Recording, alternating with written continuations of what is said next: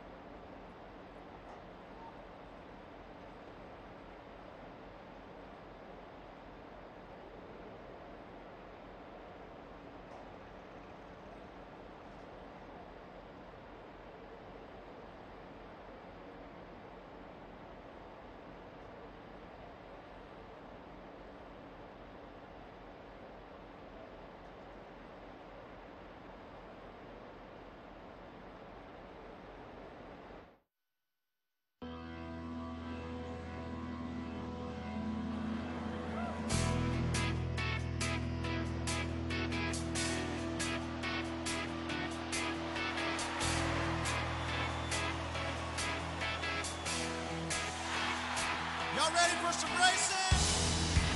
Everybody ready, set, go.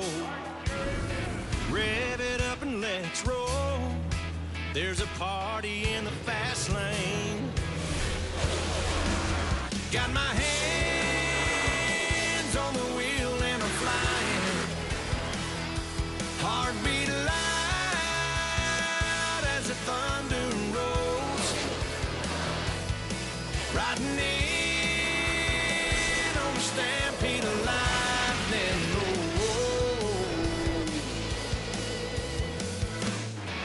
I'm bringing back the sunshine, bringing back the sunshine, baby, it's about time.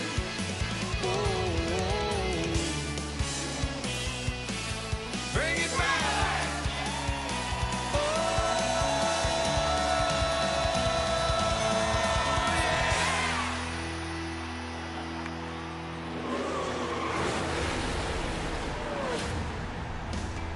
It's NASCAR Monster Energy Cup Series racing on NBC from Phoenix. This telecast presented by Hooters. For more of the storylines for today's race, let's go trackside to Kelly Stavist. When asked to reflect on this season, Chase Elliott says he sees a lot of missed opportunities he doesn't want to miss out on moving forward. Well, if he's going to have the opportunity to race for a championship next week, he must first get to victory lane today. Chase Elliott, in a must-win situation, starts this one 4th, Parker. Right, Kelly, and his teammate Jimmie Johnson is also in a must-win position. When I asked Jimmie if he could do it, he said yes. Why? They were fastest in final practice on the 5-lap average, the 10-lap average, and the 15-lap average. He says he has a great long-run car, which could definitely play in the hands of the 48 being able to get to victory lane. Dave. Denny Hamlin is 19 points below the cut line. He needs 19 more than Brad Keselowski to make it to the championship 4. It's happened 8 times this season. He needs a 9th today, Marty. And Dave, so many eyes will be on this 2-car Brad Keselowski today. I talked to him moments before he climbed in the car. He said, honestly, right now, I think our chances to make it to the championship 4 are 50-50. I doubt we'll outrun the 11 on the racetrack, but we can get there via points. Step 1, they must get stage points. In stage 1, they start 16th this afternoon. Time to see who will be in that championship 4 and get the engines cranked here in Phoenix. And now for the most famous words in motorsports, please welcome your Grand Marshal, star of CW's Jane the Virgin and the upcoming Disney Pixar film Coco, actor-singer Jaime Camil. Drivers, start your engines! Fired up, you ready? Fired up.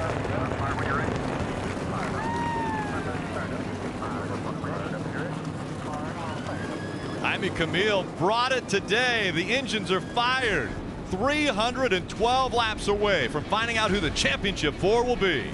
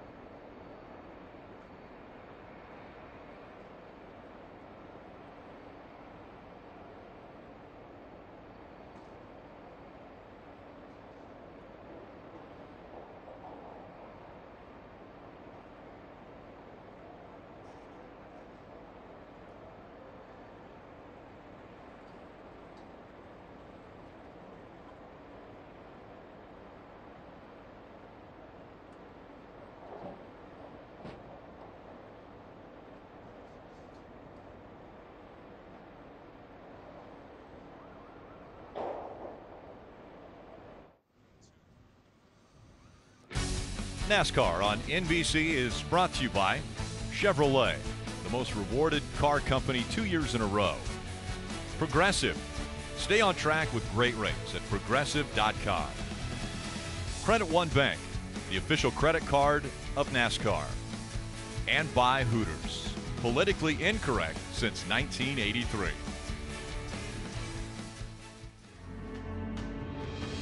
It just doesn't get any better than what we have set up. We've got the biggest names in our sport advancing to South Florida.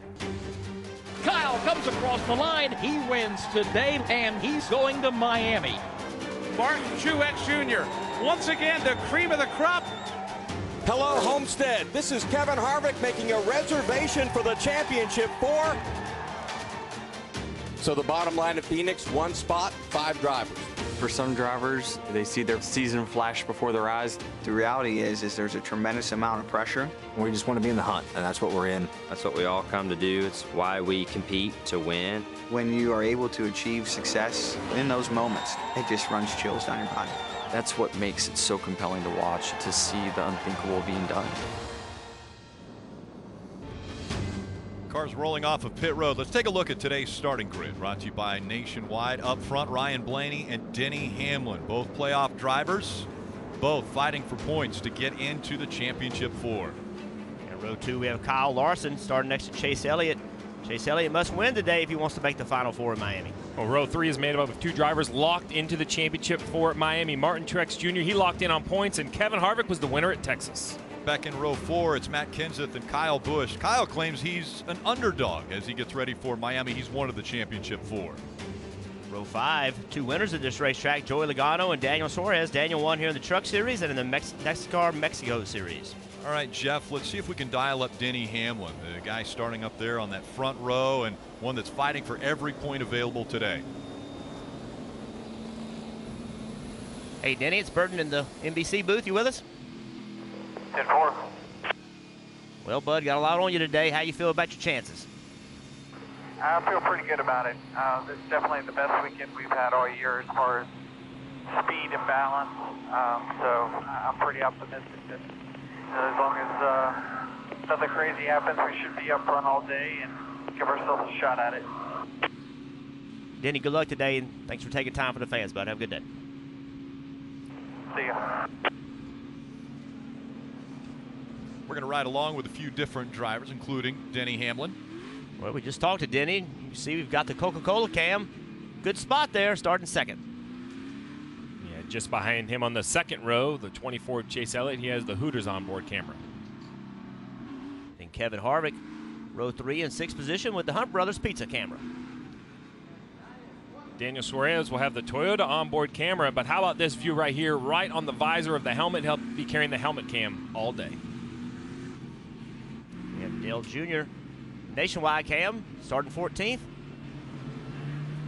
Yeah, Brad Keselowski, the first car in on points, trying to protect that points lead. He'll have the Ford Performance onboard camera. And then A.J. Allmendinger, row 12, starting 23rd, the Kroger clickless camera. And not only are we on board with a few of the drivers today, we'll be high atop this 1 mile racetrack. Our aerial coverage provided by our partners at Smithfield Foods. And let's look at the race breakdown. Yeah, Rick, only 312 laps, 312 miles on this very oddly shaped 1 mile racetrack. The first and second stage, both 75 laps in length. That final stage, 162 laps. Relatively slow pit road at 45 miles an hour. And that fuel window, 85 to 90 laps. But 312 laps, Rick, that is a relative sprint for the cars in the Cup Series. And again, we continue to talk about points and how important they will be, at least for 3 drivers, Brad Keselowski, Denny Hamlin, Ryan Blaney. Those 3 are going to be fighting for every point they can. And if they can win. That would then also advance them. But you look at Chase Elliott, Jimmie Johnson, must-win situations for those 2 drivers. And I think Brad Keselowski came into the race feeling pretty good about his spot. 19 points to the good, but even back in Martinsville, he said Martinsville was a must-win because he did not have a lot of confidence here. They did not qualify well back in 16th, and the guy that's closest to him, Denny Hamlin, qualified second. So already Keselowski is really in makeup mode. And Rick, we're going to talk about the action on the racetrack without a doubt all day long, but you're going to continue to hear us talk about points because there's a chance our car will move forward purely on points alone. So how are points distributed? Well, at the end of each stage, the top 10 will receive points. The winner of that stage receives 10 points, the 10th place 1 point, and then at the end of the race, you see 40 points to win, 35 for second, and 1 point per position from there on back. That's why when we talk about the end of stage 1 at lap 75, that's the first time points are officially awarded. They'll be in your bucket. You can't lose them. That's where this car, Brad Keselowski, starting a little bit farther back in 16th, has to attack early, get up inside the top 10. Let's listen into the 2 communications. Okay, just a good steady day here. Stay out of trouble and work your way up, and we'll have a good finish. Yes, sir. Thank you, RP. Glad to have you, boss, and we'll try our best to make you proud here. There you heard it, RP, Captain Roger Penske, owner of the team. Brad Keselowski and Joey Logano driving for him. And we'll see how the day ends up. Pace car is going to make its way onto pit road. Field in the hands of Ryan Blaney and Denny Hamlin. 1 spot available. 5 drivers fighting for it. Green flags in the air in Phoenix.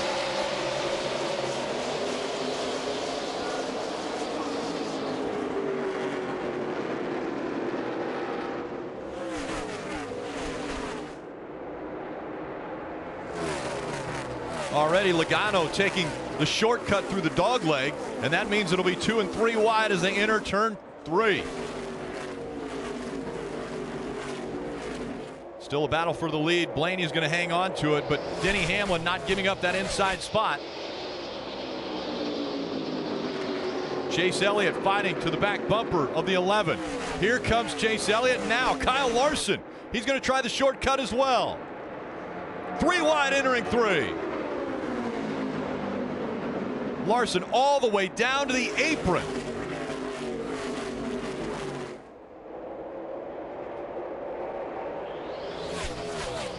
And that Denny Hamlin was battling for the lead just a lap ago. Now he's all the way back and forth. Now he battles back, takes that 3rd spot away from Larson. Tucks in behind Chase Elliott. Riding along on the front bumper cam of Denny Hamlin. Inside the yellow line. No out of bounds here at Phoenix. You can go anywhere on the racetrack. Or on the apron, or through the dog leg. That's right, Rick. And that vantage point really shows you the difference between the 2 corners. 3 and 4 much flatter than 1 and 2, and then this is that dog leg we're going to talk about. He'll stay on the racetrack. There's no reason to go straight through it unless you're battling another car, but as he approaches the 24 of Chase Elliott, you're going to see him down on the apron again on the corner exit. And Ryan Blaney, a lot of conversation about Ryan Blaney's car not being very good yesterday in practice, but you know, he's driven out from these 2 guys right now. Clean racetrack in front of him. Ryan Blaney now with almost a half a second lead over Chase Elliott and Denny Hamlin. Here comes the 4 of Kevin Harvick. We were expecting this. He's won so many times at this racetrack. Harvick is very good, to say the least. 8 times he has been a winner here. Look at the multiple grooves working already. I mean, we're only lap 4 in this race, and already we're seeing cars run in the middle of the racetrack. I had no idea it would be ready that quick. Normally just takes a while to get the second groove worked in here, but already it's working.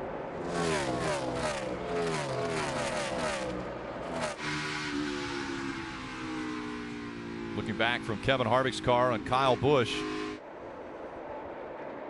Those 3 drivers right there, they're already a part of the championship 4. Each driver looking for momentum as they head to Miami next weekend. Marty. Rick, a lot of eyes, as we mentioned a moment ago, will be on that 2 car this afternoon. Came in with plus 19 to the cut line, but started 16th. And he told me, hey, we have a 50-50 shot today. I'm not sure we're going to outrun the 11, but we'll try our best. Can he get to the top 10 by the end of the stage? I think that's going to be the big question, Jeff and Steve. They need to get there. They need those stage points. Paul Wolf told me we must have those. Our car right now, 6th to a 10th place car if we base it on practice. So we've got to have those stage points. He's only made up 1 spot from that 16th starting position so far, though. Yeah, running in the 15th spot. They've got to do some work if they want to get up there in the top 10. His car looks pretty good, though. If you watch him as he battles Jamie Mcmurray, he's able to run the car right on the bottom of the racetrack. He's been pushing Jamie a little bit quicker than Jamie right now, but you know, that 1 car is using the outside lane to his advantage. But I think the 2 car looks pretty good. It's just you're racing very good cars back there. It's not going to be easy to pass. Well, you're racing good cars, and we saw Brennan Poole make a mistake or maybe just a poor decision yesterday in the Xfinity race, going below a lap car, making contact, cutting the right front tire hard into the wall, and eliminating really any chance he had before the race got going very far into it. So the whole idea for Brad Keselowski is, how do you be cautiously aggressive, right? It's an oxymoron. How do you do both? Well, he has to find a way today. Again, Brad Keselowski coming in. As far as points were concerned, he was above the cut line and a part of the championship 4, but his fight is still in front of him. This is a short race, 312 laps. This first stage, 75 laps, and he wants to be inside the top 10 at the end of stage 1 so he can gain some valuable points. Seems like his car may be going away just a little bit. He had all kinds of pressure on Jamie Mcmurray, but now Jamie's driven away, and you see Clint Bowyer driving Brad Keselowski. We see the 14 of Clint Bowyer making the move as he goes by the 2 of Brad Keselowski. Damnation, the new show on USA Network. The paint scheme for Clint Bowyer this week. You know, this first stage is relatively short. I mean, it's only 75 laps, and right now there's only 65 to go before the end of this stage. So it is a sense of urgency for sure as you see a battle for the lead. Very urgent now as we see Chase Elliott dive down below that yellow line through the dogleg, and he'll take the lead away. And when we talk about the playoff leaderboard and the 5 drivers fighting for that 1 spot, Chase's name is on that list. But Mathematically, it may not be a must-win, but realistically, they have to think of this as a must-win. So while winning a stage would be great for the points, it's more about the momentum, how good their car can be, because they truly need to win the race. And he's done what he needs to do to get out front. Chase Elliott, new leader at Phoenix. Ryan Blaney, Denny Hamlin, Kyle Larson, and Kevin Harvick, the top 5. Kelly. Well, Rick, I can tell you that Alan Gustafson, crew chief on that 24, certainly views this as a must-win situation, which he said can actually have some benefit to it because they don't have to be indecisive with the decisions that they make. He also told me car's not as good as we'd like, but I think if we can get to the front, we can stay there, Marty.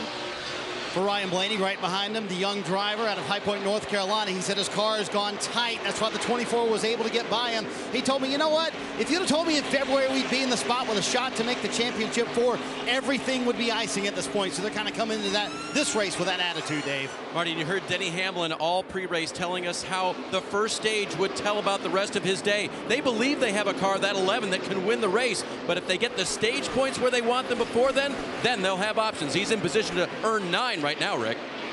Fighting for every point they can possibly get. Out front, though, the 21-year-old Chase Elliott taking on his last chance to be a part of the championship 4.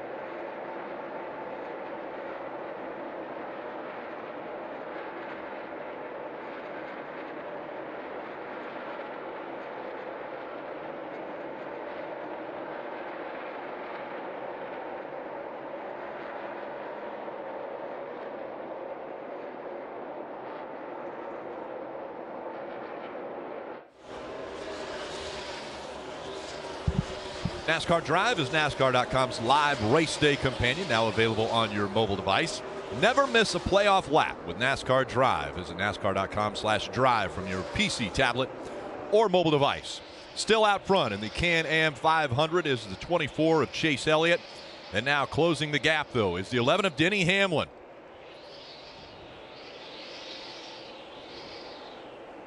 Hamlin taking the shortcut again. Gets to the inside of the 24, trying to take that lead away. All weekend long, the 11 of Denny Hamlin has been strong throughout practices and qualifying. Looked like one of the best cars all weekend. Wants to cap it off with a win here at Phoenix as he goes a little bit higher into turn 1. As he makes his way through 1 and 2, you can see in the background the empty grandstands. This is actually a sellout here at Phoenix Raceway. Those are new grandstands that are being constructed from the exit of what is now turn 2 until almost the dog leg. That is where the grandstands will be. The grandstands on the front stretch now will all be torn down. And look at what Denny Hamlin's doing. Watch his line compared to the 24. He's out high, staying way out on the racetrack, gets a run in the middle of the corner. Look at that run he's got. He's going to make it 3 wide, going to turn left. No, he's not. Going to jump on the outside of Chase Elliott here. Wow, Denny Hamlin's being very conservative at this point in the race. That means it tells me he's got a very good race car. All the way down to the apron as he was looking to the inside of Chase Elliott. But his line, he's changed his line completely. You'll really see it right here. Watch the 24 car goes all the way to the bottom of the racetrack. The 11 stays out. Then look at the run he gets on the corner exit. Well, why the 24 Chase Elliott is trying to win the race and the 11 is trying to gain points on Brad Keselowski. You know, not a lot of conversation about Ryan Blaney, but he was in the same situation. Came in 22 points behind, sat on the pole for the race, much like he did in the spring. Qualified well, qualified second in the spring, finished 23rd. We had concerns after practice, Jeff, and they're becoming reality here as the 21 sinks through the field a little bit, back to 6th already. His car just doesn't seem to drive very good after a few laps on the tires. Yeah, and his teammates are in the same situation. Keselowski he's all the way back to 17th right now, so, and Joey Logano's 16th. So obviously at this point in the race, none of them are happy, Marty. And Jeff, he's already fallen back to 8th as that battle continues on the left side of your screen for the lead. Ryan Blaney struggling with the race car. He said it just is terrible coming up the hill, meaning the exit of 2 way too tight, cannot get the car to turn. They knew Phoenix would be a weak spot for them, showing up right now. Battle for the lead though, Rick, on the left-hand side. Denny Hamlin looks to the inside once again. Gets to the driver's side door. We'll see if he can complete the pass now. Well, let's not forget the history of these two from just a few weeks ago at Martinsville, where Denny Hamlin made contact with the 24, wrecking him into turn 3 in the closing laps. Here they are battling a couple weeks later. Denny Hamlin might use this lap car as a pick. He does take the lead, but the crossover move by Chase Elliott, can he take it back? He does. He moves in front of the 11 of Hamlin.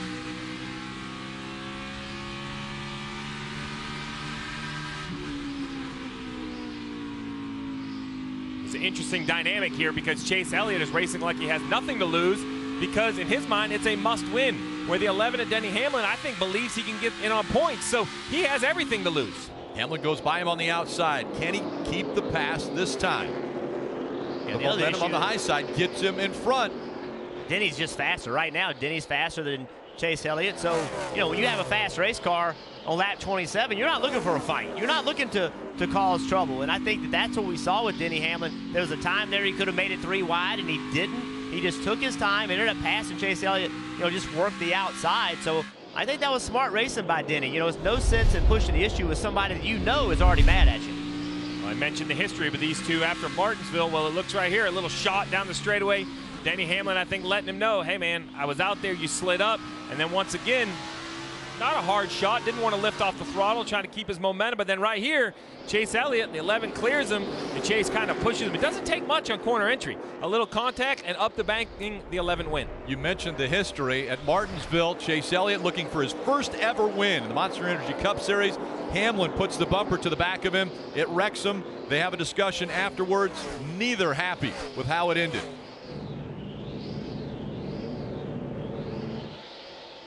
And now the 42 able to get by the 24. So Kyle Larson takes second away.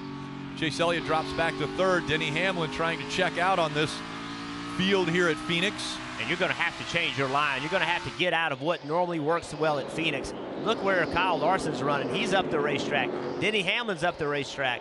Going to have a change in philosophy about how to get around this racetrack. And as you see that pass right there, that puts Blaney back to 10th position, Parker. Yeah, Jimmie Johnson moves to 9th. He said the balance inside that car is great right now, just a little bit loose on entry. But guys, they had some interested observers of that pass the 11 made on the 24. Listen to this. The 11 just passed the 24 for the lead on the outside of both corners. And there you go. That's his crew chief, Chad Knaus, just giving Jimmie that info that the outside lane is opening up. And that's what you need to do. When you're in Jimmie's position, you've got to find ways to move forward and know those lanes are being used even when you can't see them, Marty. Parker, the 21 team, obviously struggled in race practice, but I don't think they expected this, falling outside the top 10 here at the beginning of this stage, and they thought they would be able to score points here. They're sitting in 10th right now, but 32 laps into the run, he's saying the car is so tight, he's giving up so much time in the center of the corner, and right there on exit, you see how much Jamie Mcmurray closes in on him. Jeff, I knew they would struggle, but I don't think they knew they would struggle this much this early. Marty, I think surely they were convinced that they made changes overnight. Their cars were going to be much better than they are right now. And there's a long race. I mean, this race isn't over, but certainly giving up these points early with the stage only 43 laps away, that could be something you could never may never recover from.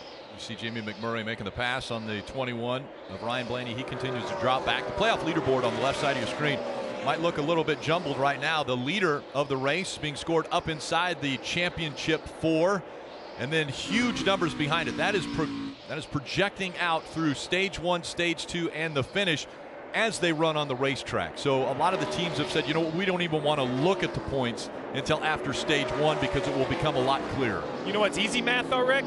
If you win, you advance. So that's what I think Denny Hamlin in this 11 right here is doing, Dave. They're not worrying about points. Maybe go out there and get the win. And Steve, you all have talked about what a good weekend it's been so far. And Jeff mentioned that exit of the corner, just how good Denny gets off and has the drive off, as you call it, off the corner. When I talked to the crew today about the 11 this weekend, they said, well, he didn't say it was good or great. Denny said, quote, the drive off was phenomenal. They said, we cherish moments like that. We don't hear that very often. Drivers that happy, well, normally they're out front. And that's exactly where Denny Hamlin is at Phoenix, out in front of the field, looking to make it into the championship 4.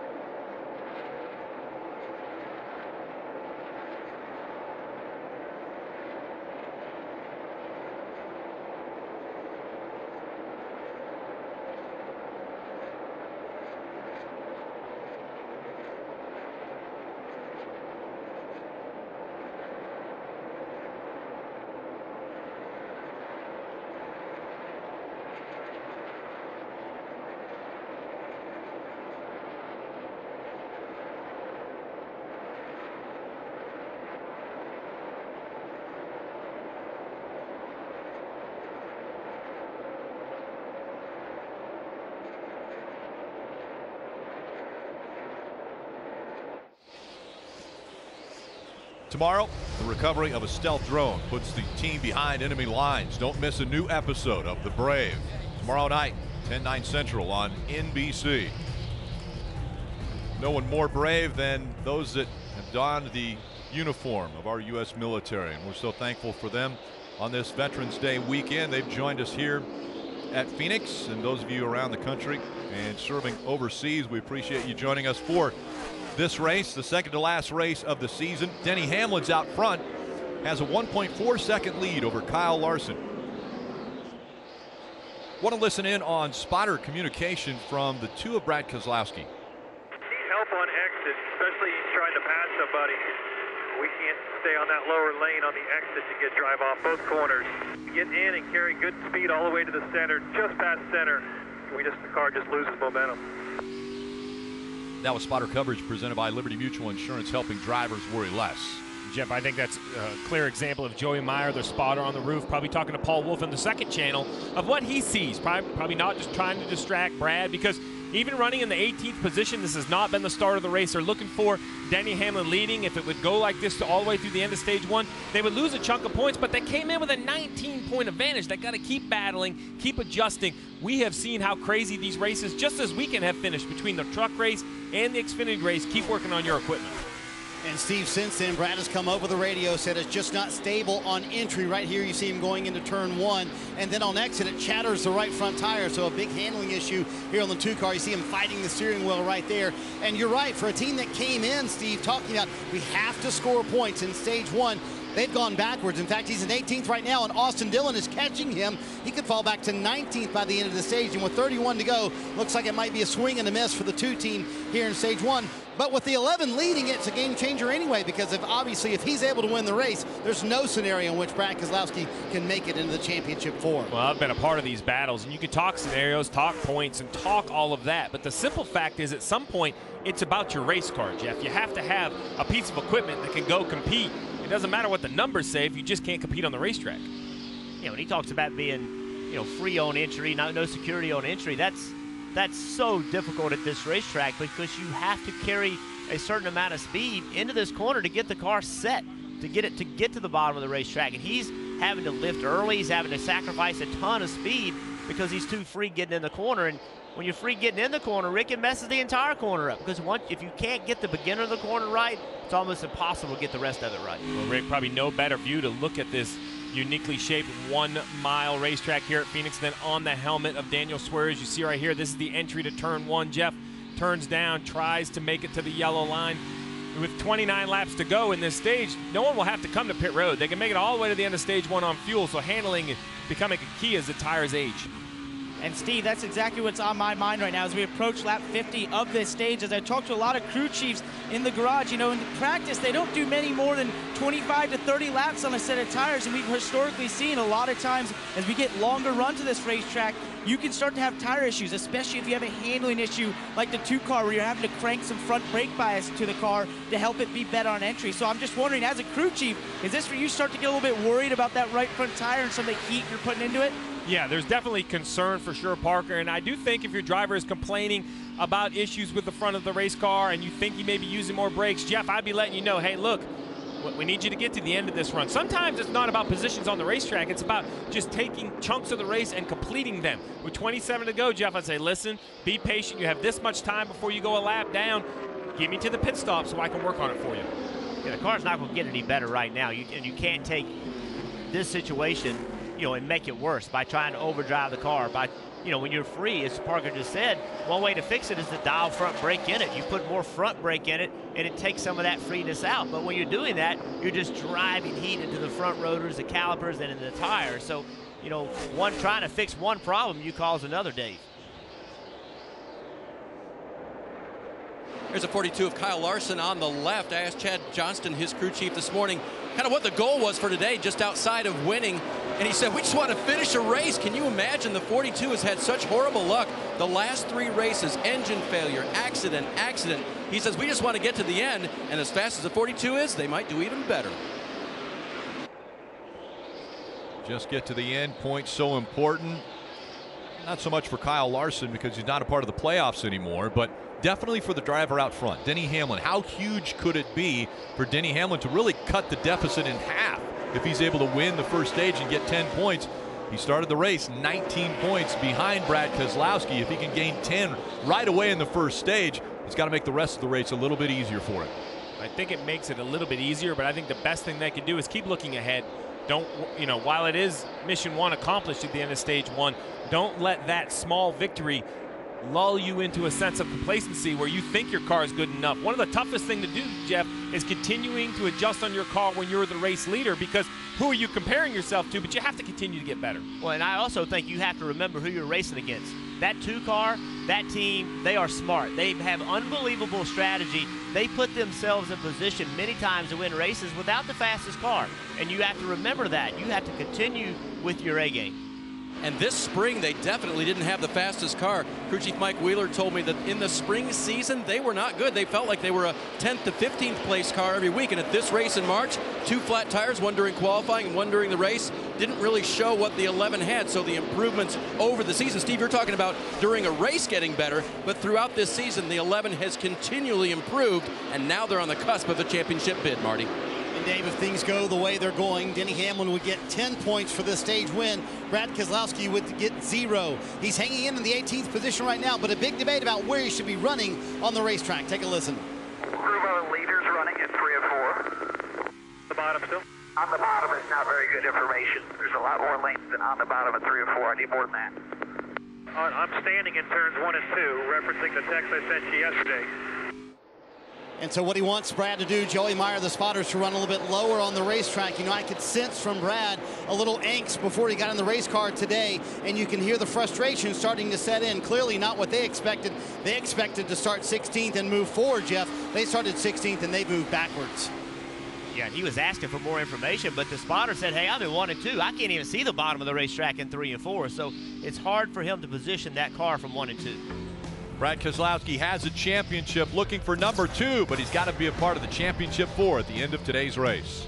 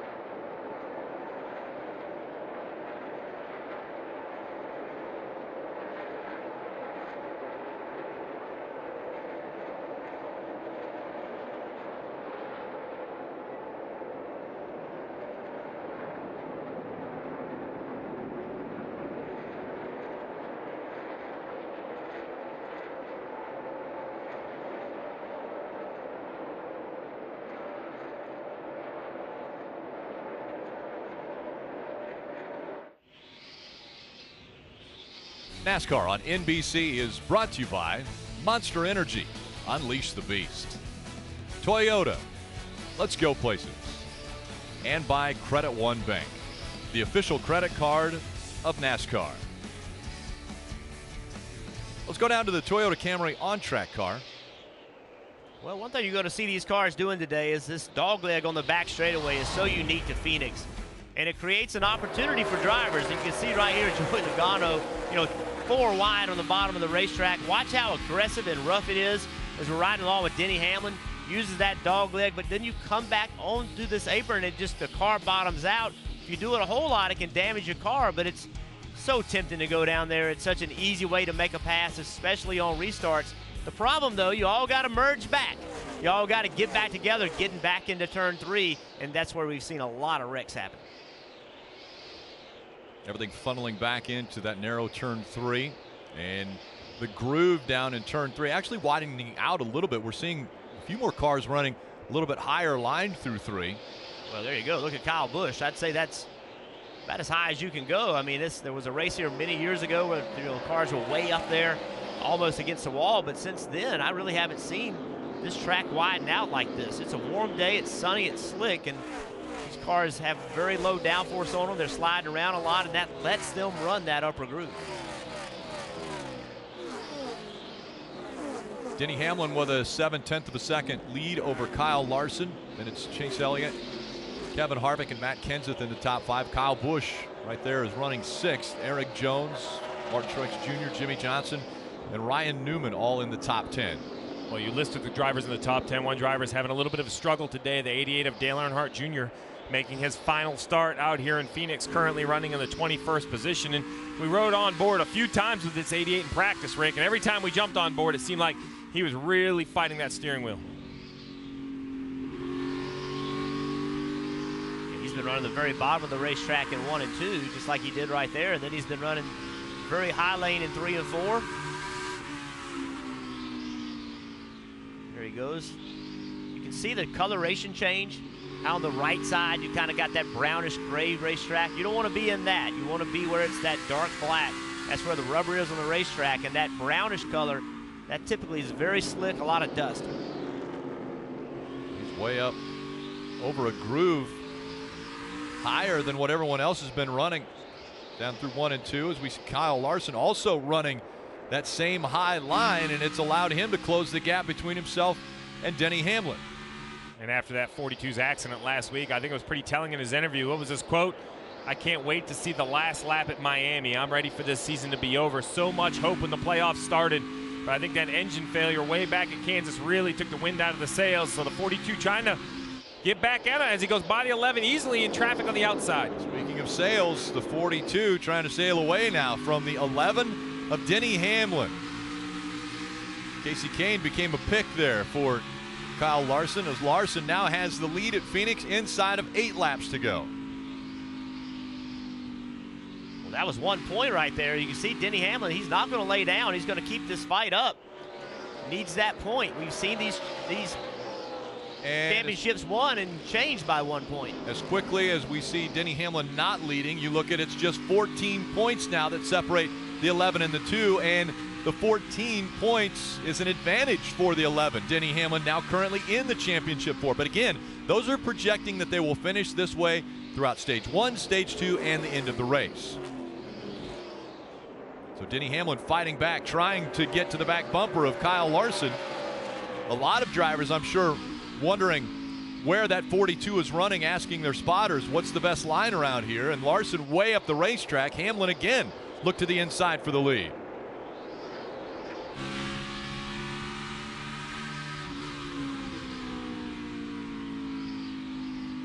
Denny Hamlin trying that high line through 3 and 4. Kyle Larson all the way down to the apron.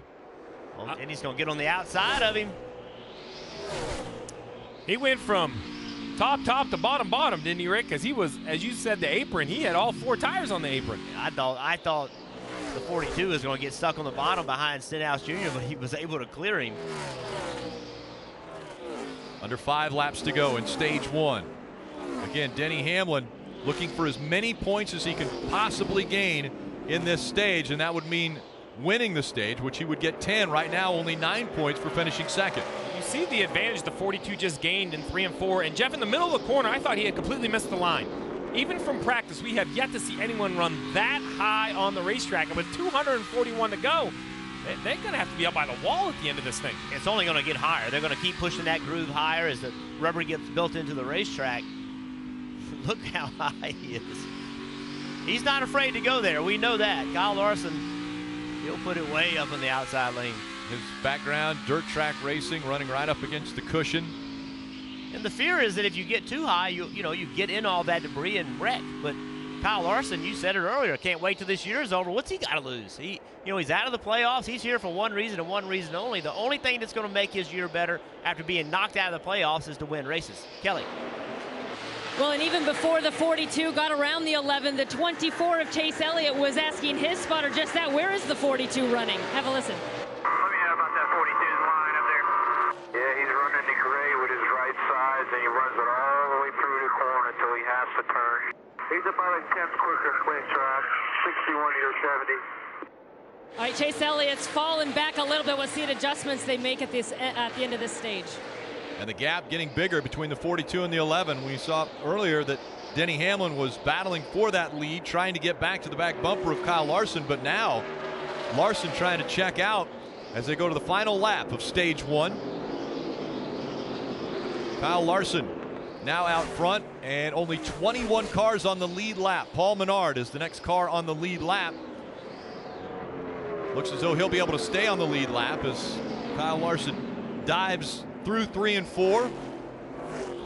way on the outside again. Coming out of turn number 4, Kyle Larson will win stage 1 in Phoenix. Hamlin, Chase Elliott, Kevin Harvick. Kenseth also win the top 5. On back through, gaining valuable points. Jimmie Johnson. And stage 1 winner Kyle Larson gets it done again.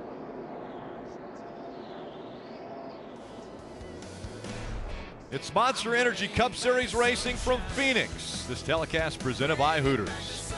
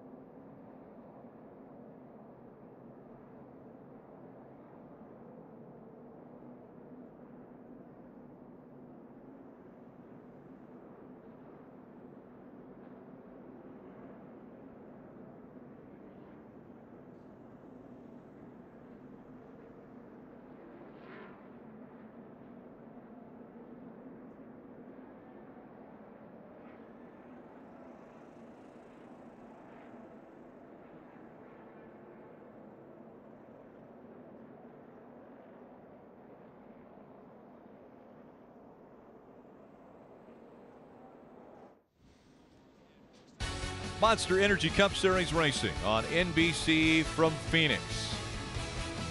It's one of the things you see with Monster Energy hanging out here around the track. It's playoff time, so gear up with the pit crew and get the latest NASCAR t-shirts, hats, and diecast at the NASCAR shop. Visit NASCAR.com/shop today for all your favorite drivers' gear. Fans entertained both inside the racetrack and outside. And now for the first pit stop of the day. Were you surprised that we went 75 green flag laps from start of the stage to the end? Not entirely. I think as this race rolls on, I think things will start to get more aggressive and things will start to change. Everybody was kind of figuring out what they had in that first stage, and you have a lot of people that you can't afford to be in a wreck. You still have time. You're not in desperation mode just yet. It's coming quickly though. Some of these guys can't get running better. And I think even the other cars understand that. So they are a little cautious. They don't want to be part of the story. So that's right. They're giving each other a little bit extra space maybe, but that's gonna go away as this race wears on. Ryan Blaney started on the pole. He is back in 14th now. Kelly. Chase Elliott led 15 laps of this race. Started off free, but then got really tight at one point during that run. Said, though, eventually got a little bit better as he ran. They're going to make a slight chassis adjustment. It's also going to be 4 Goodyear tires, Sunoco fuel for the 24 of Chase Elliott, Dave. Middle of your screen, Denny Hamlin, 9 valuable stage points for him that time. He said he needed to be a little bit better rolling the center of the corner. 4 Goodyear tires, Sunoco fuel, Marty. To give you an idea of how tough stage was, one for Brad Keselowski. You heard Rick say only 21 cars on the lead lap. Brad Keselowski was 17th, just 4 cars from going a lap down. He told Paul Wolfe, I don't know what to tell you, man. I need everything. He said, if I had to pick one thing, turn, 2/3 of the way through the corner, more stability on entry. Paul Wolf taking a huge swing, wedge, air pressure, and tape on the grill for that 2-car, Rick. And you look at the race off pit road, brought to you by NASCAR Heat 2 video game. Denny Hamlin winning a spot on pit road. Kenseth gaining 2 as well.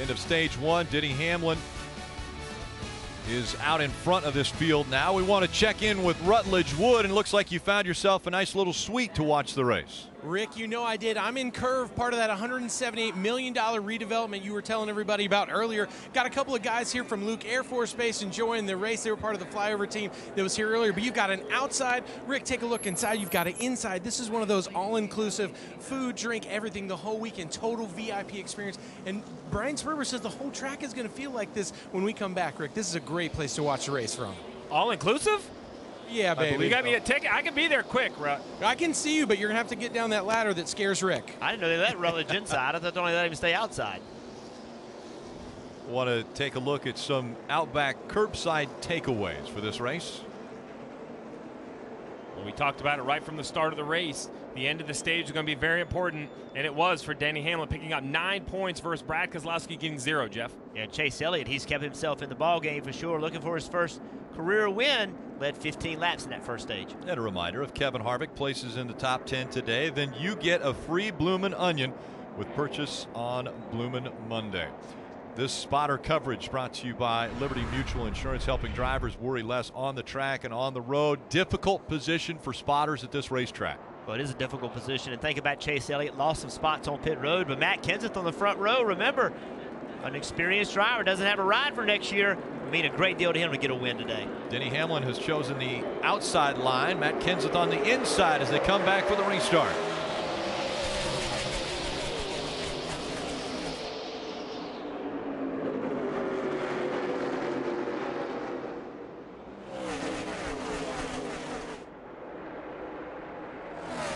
Chase Elliott leading the group through the shortcut.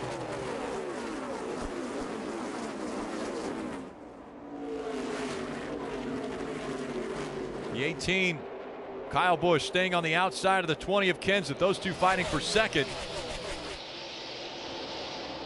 Joe Gibbs Racing looking strong at the front of the field.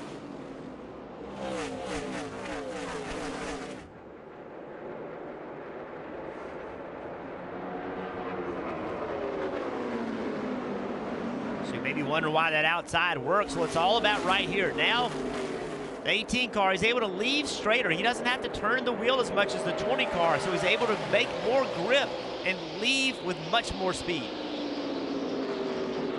Kyle Busch gets second. Now Kyle Larson looking for that third spot as he's on the outside of the 20. Parker. And guys, as we watch that 20 fall back of Matt Kenseth right there, I'm actually surprised he's falling back because just before this, he came on the radio and said this is the best the car has been all weekend. I spoke to his crew chief, Jason Ratcliffe, who said that normally when they come here, they have to throw all sorts of things at it in practice. But since the drop of practice, that car has been exactly where they want it, and therefore they think they have a piece they can win with. Yeah, Parker, I wonder if he's falling back just because the outside lane is so good that, you know, even on the restarts, maybe the outside's going to be where you want to pick. You get on the bottom, you get the car pinched off, you got to turn the wheel more. May have a good race car, just in the wrong line on the restart.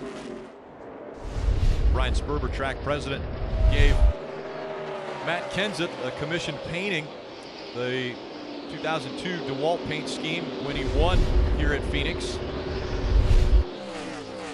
And again, there's no plans in 2018 for the driver of the 20 right now, Matt Kenseth. Kenseth has said he will take a hiatus if he has to. He doesn't know if it'll be a week, a month, or even a year. Maybe this could be the end of his career. He's not sure right now. He knows he just doesn't have anything for the Daytona 500 to start next season. Kyle Larson working to the inside of Kyle Busch. That fight now is for second. Dave. And as Kyle tries to hold off Kyle, actually Kyle's going to get the position.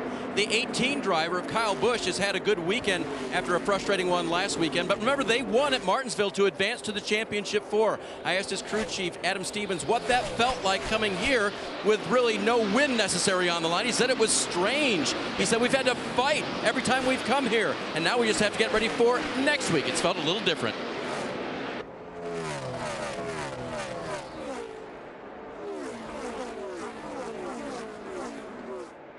Well, these restarts are crazy, and we've talked about that dog leg. Well, we have an opportunity right along with Daniel Suarez. He has that awesome helmet cam, so watch how this works. So there's an opportunity. You just drive to the bottom. Look how aggressive that is, how rough it is when you go to the bottom. But then he just had he had a car underneath him and was still down there. That's only going to escalate. That aggressiveness in that back straightaway on that dog leg is going to get more and more aggressive as this race goes on. Dale Earnhardt Jr. in his final start at Phoenix, making the move to the inside of Suarez. He'll take that position away, and now Earnhardt Jr. up to 16th. Dale Jr. has won here before, back in 2015. Parker. Well, guys, Jimmie Johnson continues to run in 9th place. Had a little bit of a discussion with his crew chief, Chad Canals, as we were under the caution there for that stage break. Take a listen. I've heard that from about everybody, and they have all moved up the track, like Earl said. Over 50% of the people are running up the track. Why haven't you moved? I moved up and slowed down 2 tenths, so I came back down. Every time I've heard fastest lap, best lap has been running the apron. And guys, you can kind of hear a little bit of the tension from that radio there between the two of them, knowing what's on the line. You're having to win. But one thing I think that 48 is showing is that, you know, it's not just about finding that outside lane. It's not just about where, if that outside lane is working for others, it's where your car works best. But some of the frustration, I think, comes from Chad Canal seeing what I'm seeing, which is that when that 48 car is in clean air, he's one of the top 3 fastest cars on the racetrack. It's just about getting that clean air that's been so tough. Well, Parker, I think what's so difficult for a crew chief is because he's not in the car. He only sees what he sees. And when you're watching and you're seeing other cars on the top and they're making lap time and your car's on the bottom, you're like, go to the top. Like, it's just that simple, right? See, but as a driver, when you go there and it's slower, what are you supposed to do? Just run the top because that's what everybody else is doing. You've got to put your car where it's the fastest. So then what do? Do you change your strategy and say, you know what, Jeff, run the top. I know it's slower. Give me 10 laps. What does your car need to be better up there? Because that seems to be what's working for the leaders, and maybe I need to make adjustments. But all of that talk and all of that planning, you're just losing time. Yeah, that's long-term planning, right? That's thinking about the end of the race. We might give something up now, but if we're going to win this race like we need to, we're going to have to do something different. So maybe put it there, figure out what it needs, and make a change to get it to work. Jimmie Johnson running 9th right now, and a lot of fans, as he's from El Cajon, California. Fans even looking like him here.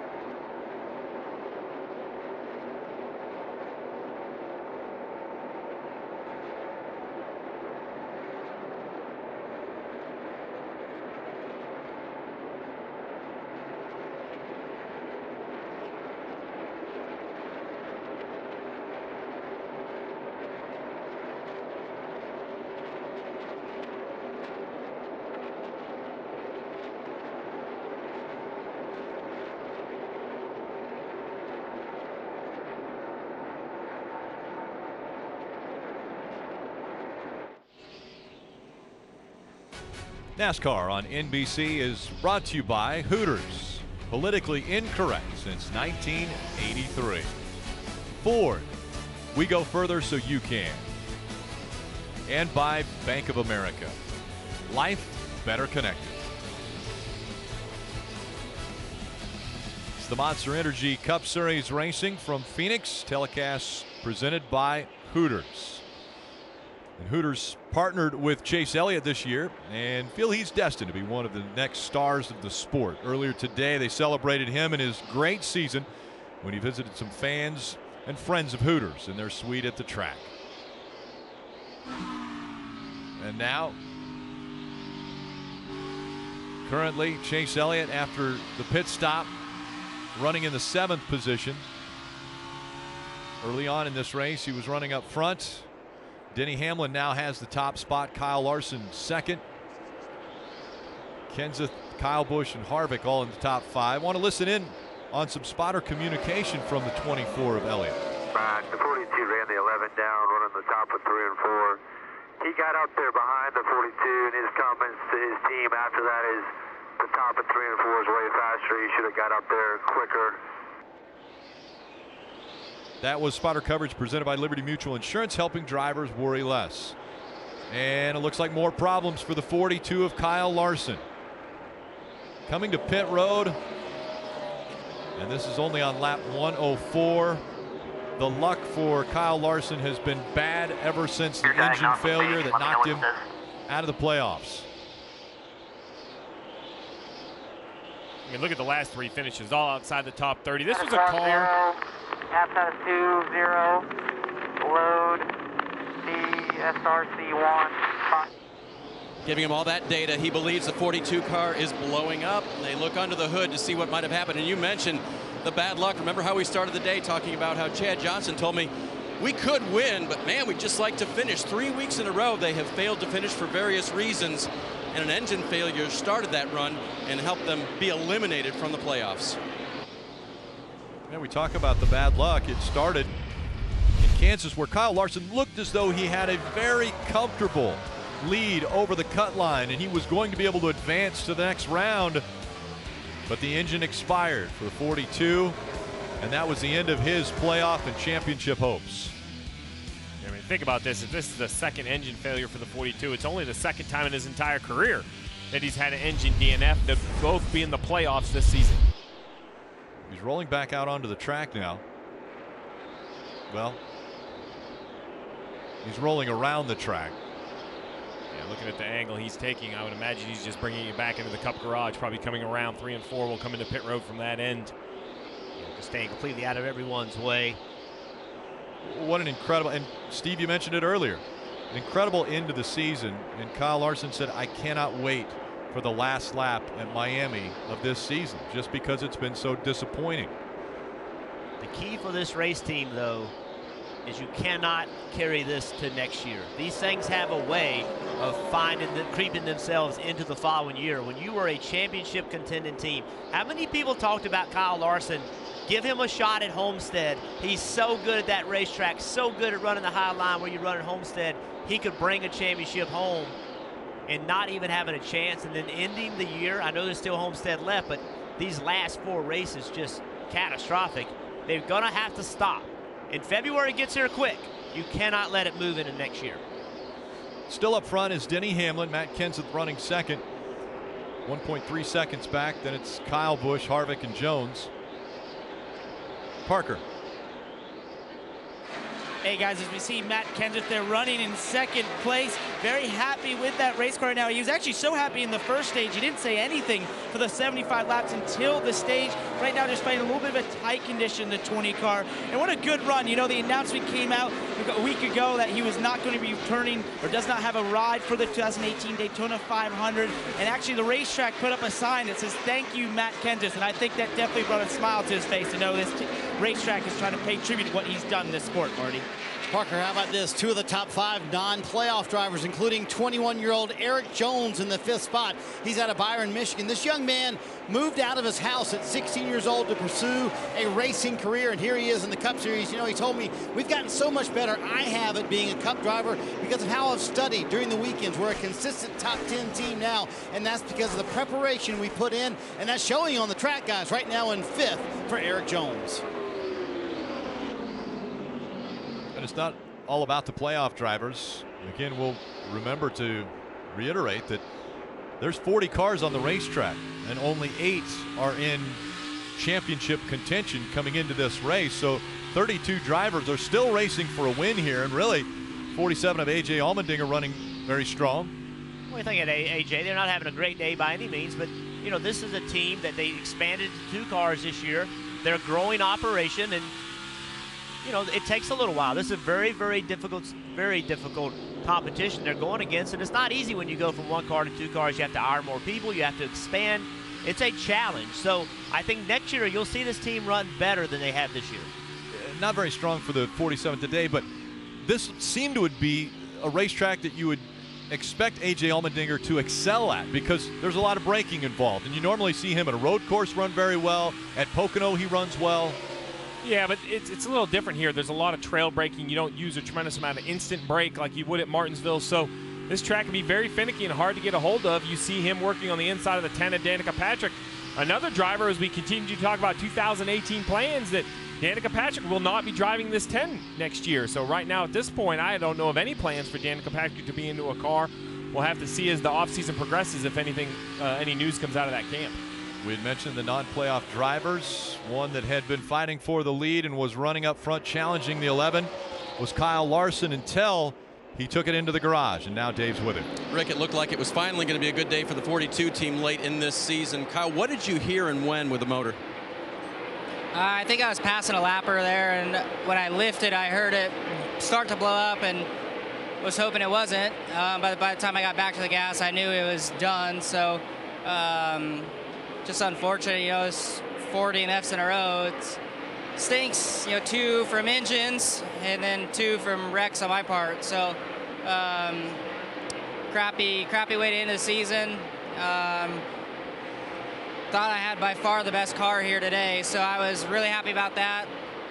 Refresher car Chevrolet was definitely the best car I've had at Phoenix, so I'm happy about that, and just hate that we don't really get a shot to race for the win. And you know what else he showed us today? That high line. I don't know if we'd seen that all weekend, Rick. Disappointment again for the 42, though. It just continues. No, it does, but there's 2 sides to every story. While it is a crushing disappointment to Kyle Larson, the 11 at Denny Hamlin has to see this as a huge opportunity. I agree with Kyle. I think he had perhaps the best car here, which meant he was Denny Hamlin's biggest competition.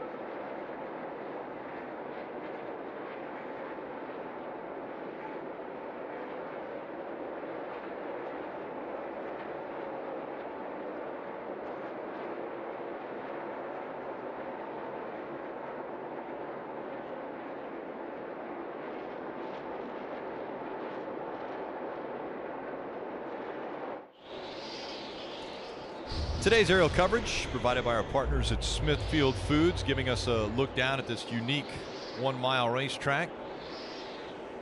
You're watching the Can-Am 500 from Phoenix Raceway. Time now for Toyota driver update. And up front, Denny Hamlin. Top 4 positions held by Toyotas: Kenseth, Kyle Busch, and Erik Jones.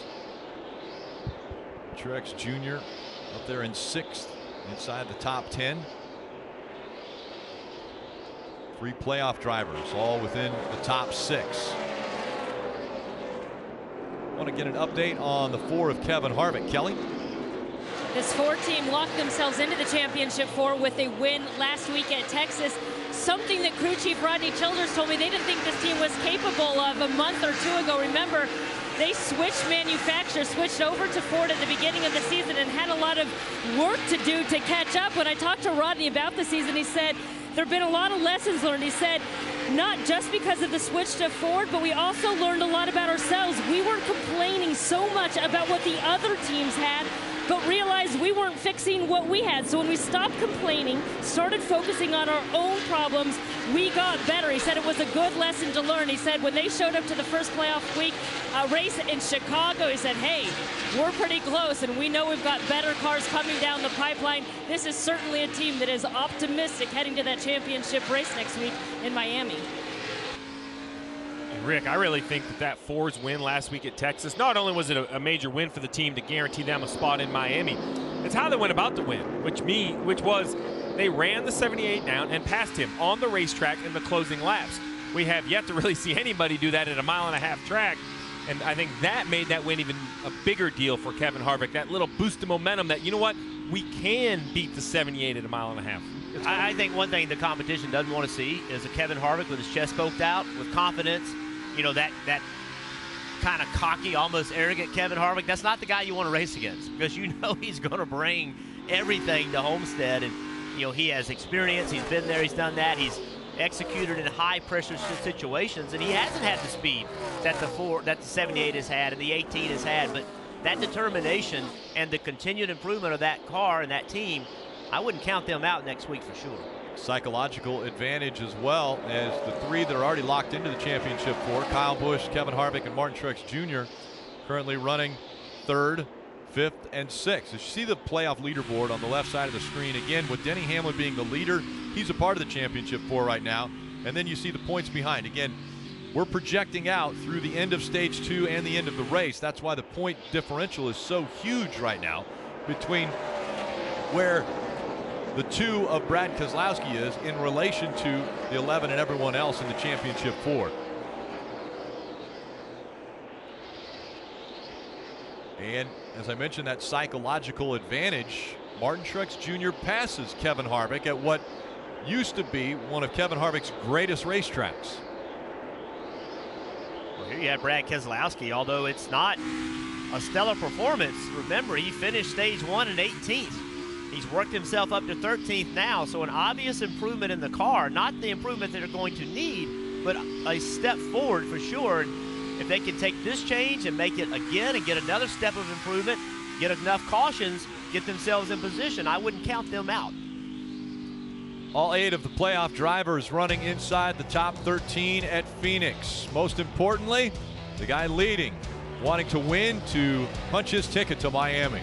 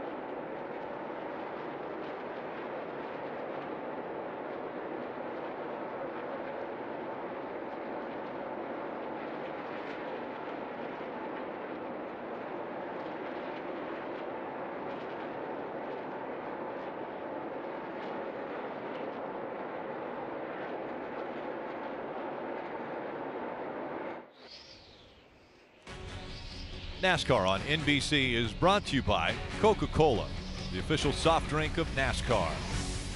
Nationwide. Nationwide is on your side. And by Subway Restaurants.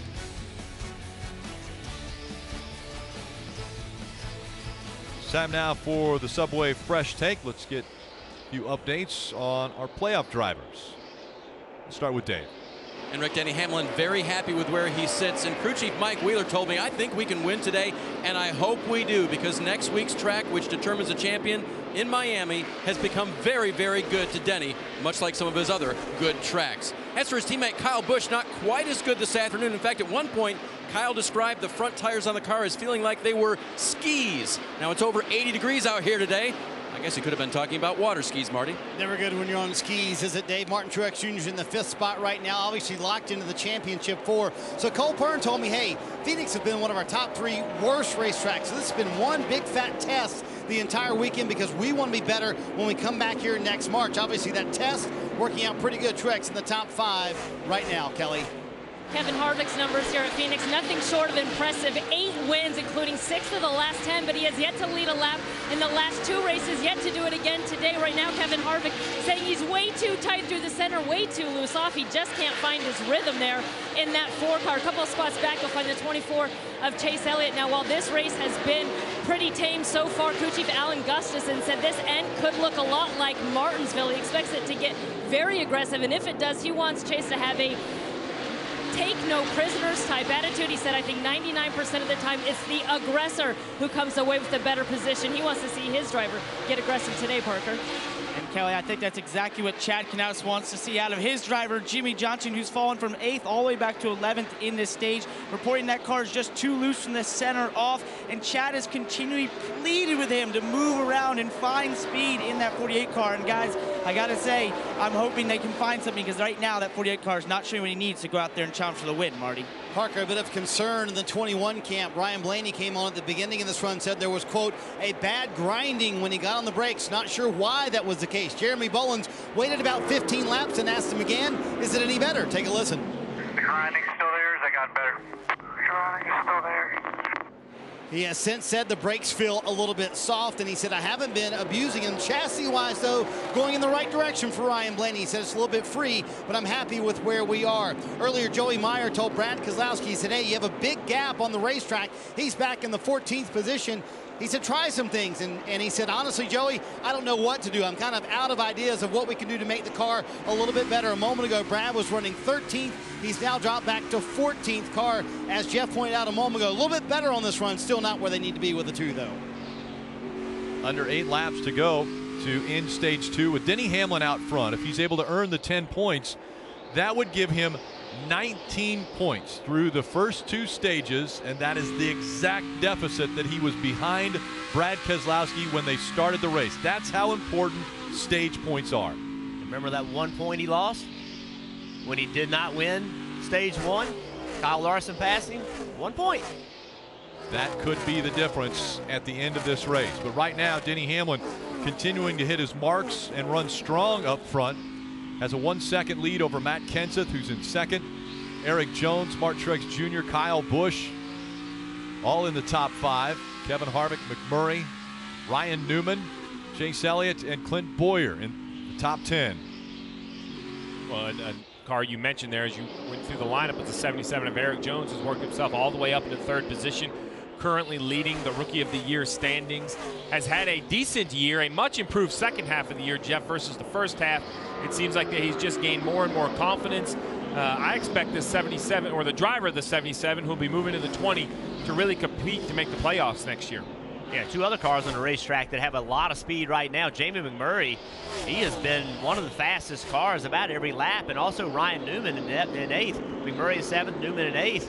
They've been going back and forth between the fastest and the 2nd fastest cars on the racetrack. So 2 guys that aren't in the playoffs, but with a lot to gain by having a win here. McMurray won this race in the spring, and remember that. They both have good cars. I'm sorry, Newman won the race. Erik Jones in the 77, currently running in the 3rd position, right behind him, teammate Martin Truex Jr. Running 4th. Furniture Row Racing having a great season.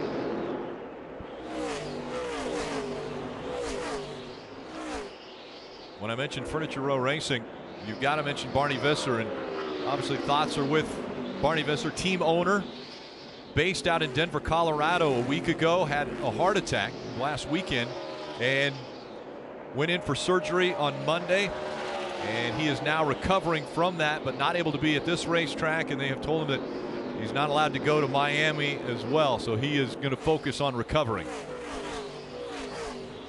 Well, only 3 laps left to go in this stage, but things haven't always been easy for Denny Hamlin. He's out there cruising around, certainly the fastest car, but ran the lap cars down. See David Reagan,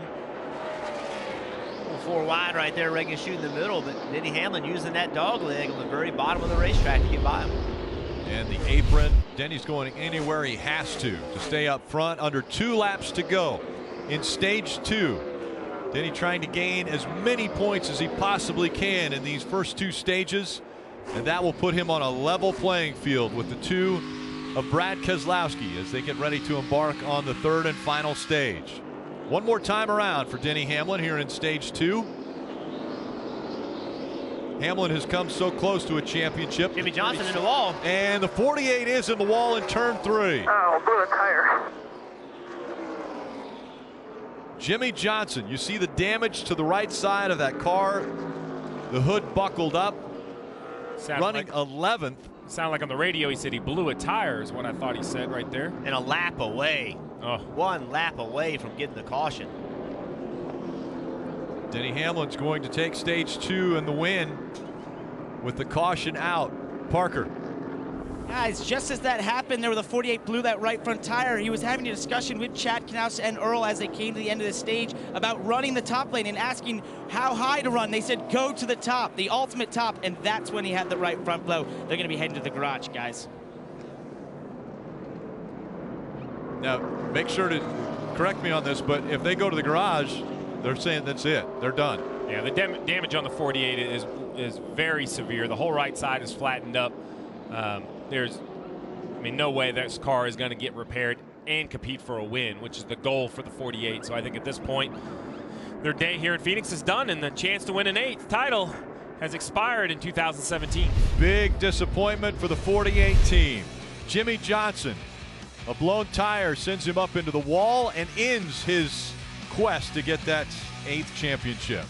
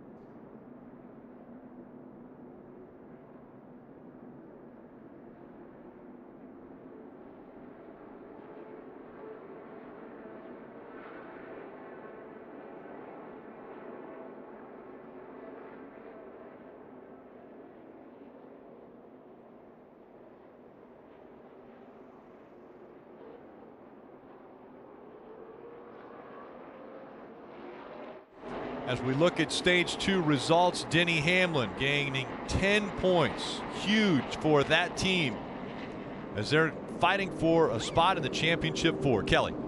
After the last round of adjustments, Chase Elliott said that 24 car drove much better for the majority of the run. He just lost a little bit of rear grip and got a little tight in the center there at the end. They're going to put some tape on the front grille. 4 tires and fuel for the 24, Dave. Stage winner hits his marks perfectly. Denny Hamlin said at the last 10 laps of the run, his car changed a bit to make an air pressure adjustment for that, Marty. Ryan Blaney narrowly missing stage points there, Dave. He finishes 11th. He said it was free on entry and free on exit, but certainly the right direction. Some big changes, though. Tape on the grill, air pressure out of the right side tires, and 2 rounds out of the left rear of wedge. Race Off Pit Road brought to you by NASCAR Heat 2 video game, and Denny Hamlin holds serve. He's able to stay up front off of pit road. Kenseth as well.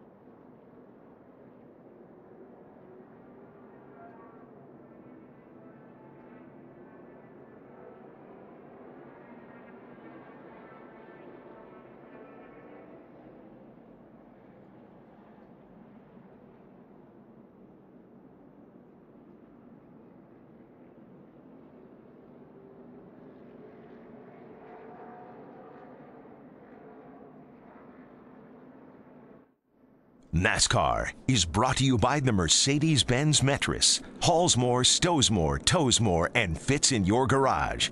The midsize Metris from Mercedes-Benz. Vans born to run. And Denny Hamlin continues to lead the Monster Energy Cup Series race from Phoenix. Telecast presented by Hooters. Rutledge.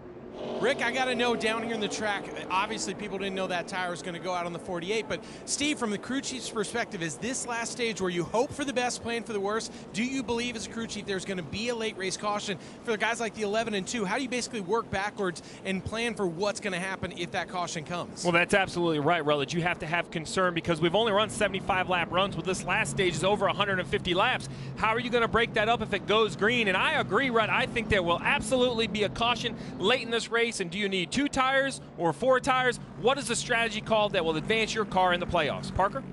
Guys, Jimmie Johnson just got checked and released from the medical center here. And first of all, Jimmie, are you okay? And did you have any warning that tire was going to blow? No, I really didn't have any warning. I knew that I was hard on the brakes, but the run before, we didn't have any issues, reported back. So I felt like I was kind of doing the same thing. And unfortunately, with so few laps to go to the end of the stage, as soon as I went in the corner and touched the brakes, and the right front just blew. So I hate it for this team. They've worked so hard all year long, and I'm very proud of their efforts. I know it's not the results that we want, but we're Hendrick strong. I'm proud of my Team 48, and very thankful for the support that Lowe's and Cobalt gives us Chevrolet. And unfortunately, we won't have a chance to make 8 this year, but I will come back next year and try real hard. How disappointed are you not to have that chance to go out there and challenge for the 8th title? Yeah, disappointed for sure. I mean, at the last couple months, we've been staying alive, and at this stage with the final, the round of 8 and then to the round of 4, you can't just stay alive. You got to be hitting on all cylinders, and we just haven't been there, unfortunately. Again, I'm very thankful for all the hard work that's gone into this and all the efforts from Chad and the team, but we just can't get there right now. We'll try again next weekend, and then do some good changes over the offseason and come back next year and ready to go. And guys, that's the thing. This has been a very big challenge in the playoffs for this 48 car, all playoffs. Yeah, 7-time champion. This team has really set the bar. This is what everybody has shot for this team. They have not had the year, especially the second half of the year, that you would expect it. You heard the disappointment, but there's no quit in this team. I would expect them to come back next year strong. Well, Rick, mission accomplished by Denny Hamlin. He's earned 19 points through the first 2 stages. That's exactly the deficit he had to Brad Keselowski. So this is where they're basically starting. After stage 2, they're heads up. Denny Hamlin and Brad Keselowski are tied.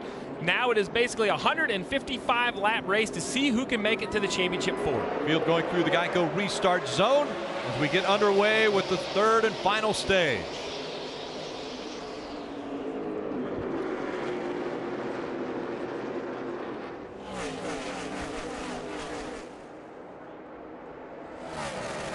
Kenseth on the inside of Denny Hamlin, trying to take the lead away. Hamlin making that higher line work, and he'll stay out front. If this was one of Martin Truex Jr.'s worst racetracks, he's looking very strong right now as he fights for 3rd.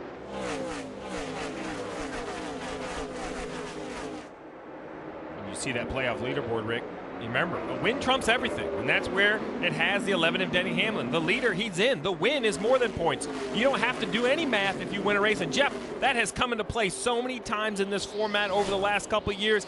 That was really a great addition. A win is an automatic advancement.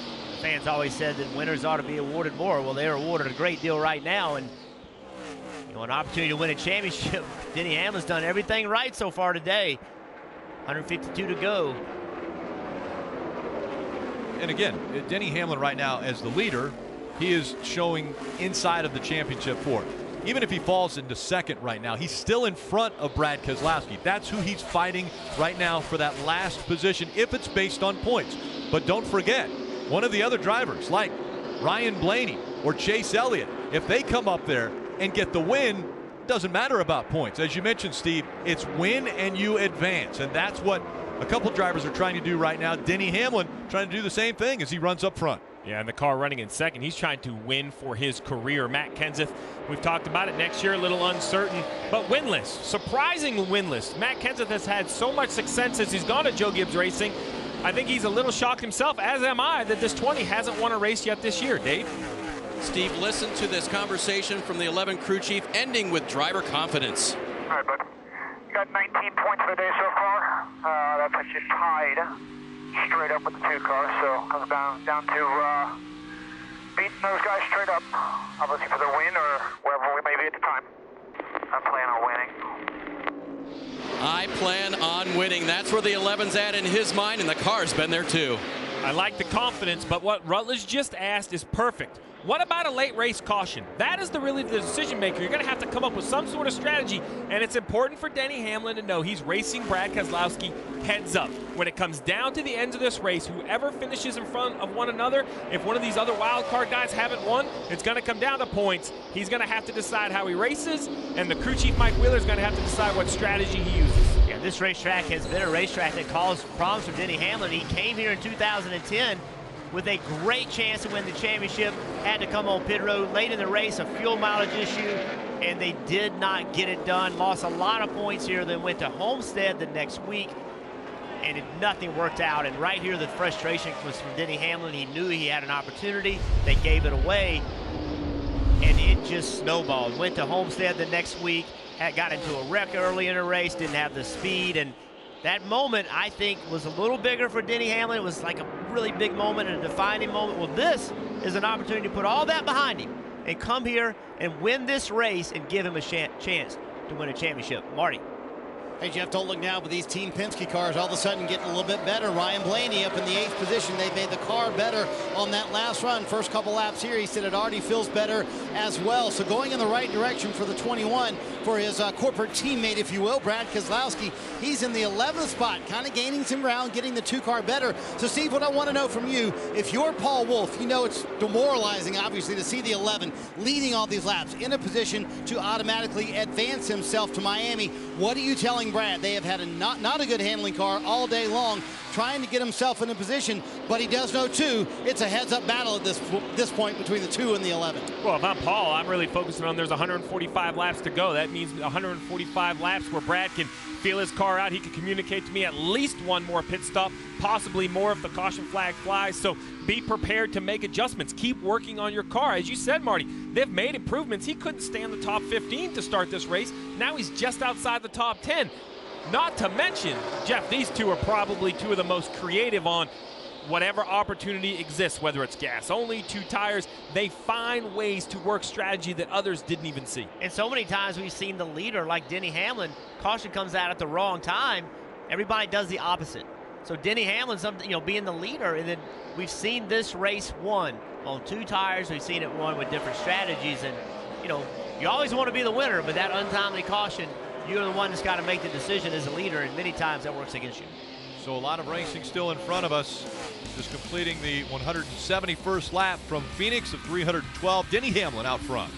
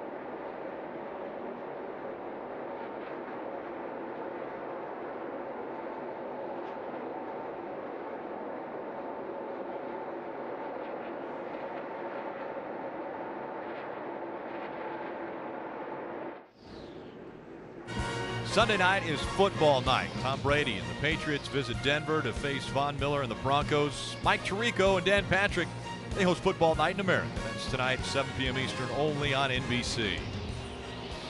Got a great battle going on here for the final spots. The final spot of the championship 4. Only 4 drivers remain because of the 48 of Jimmie Johnson hitting the wall and out of the race. Now it's between Denny Hamlin, Brad Keselowski, Ryan Blaney, and Chase Elliott. Some of the non-playoff drivers doing exceptional. Let's start with Parker.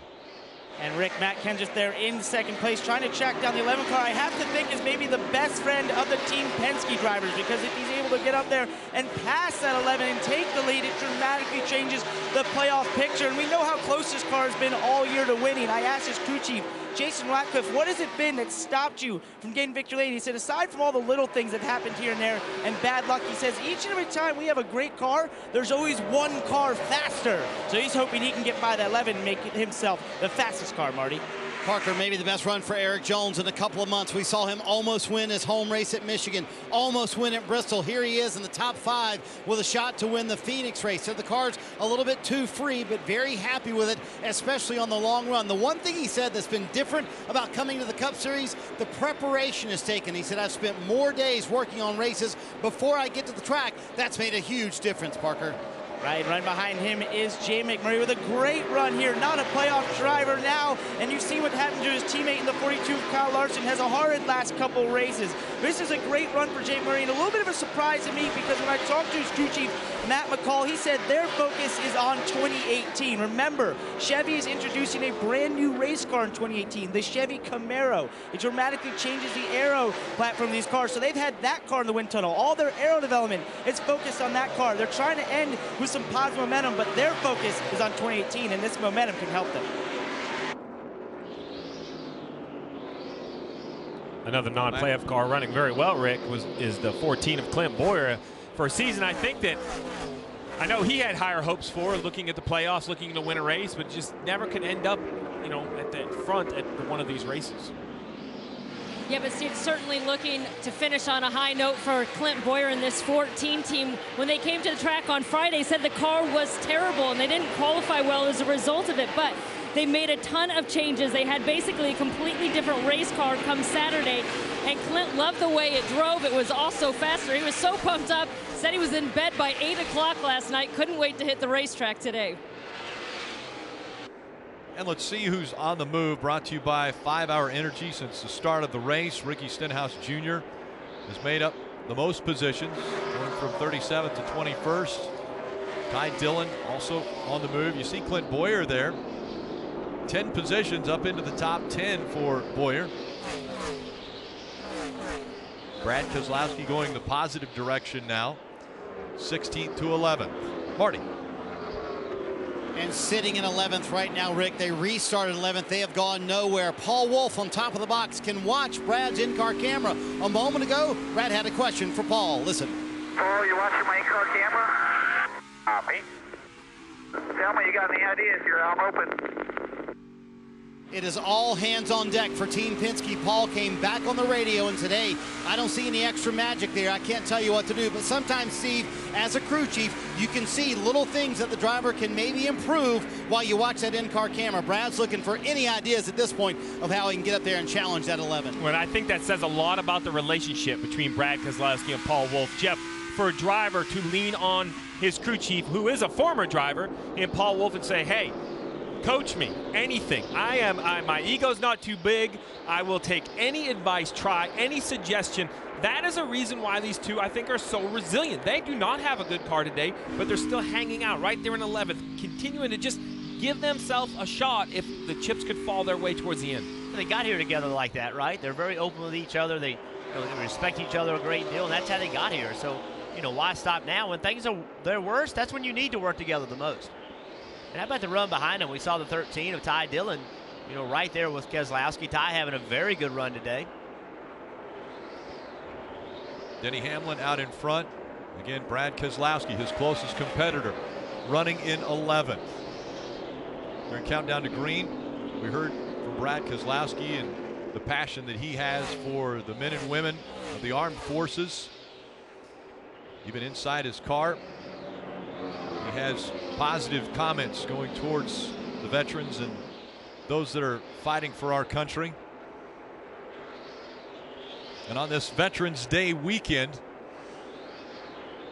a lot of focus turned to those who have put themselves in harm's way to make sure that this country is a place where we can make our own decisions and do what we want to do, like enjoy racing on the weekend. From a kid that's born on Eglin Air Force Base and that had a father in the Air Force, thank you guys so much for everything you do for our country. Just want to say thank you to all the veterans out there for your service, for keeping America what it is today. Thank you for our freedoms. I just want to say happy Veterans Day weekend to everyone out there who has helped make this country so great. Best country in the world to live in, and I want to thank you for that.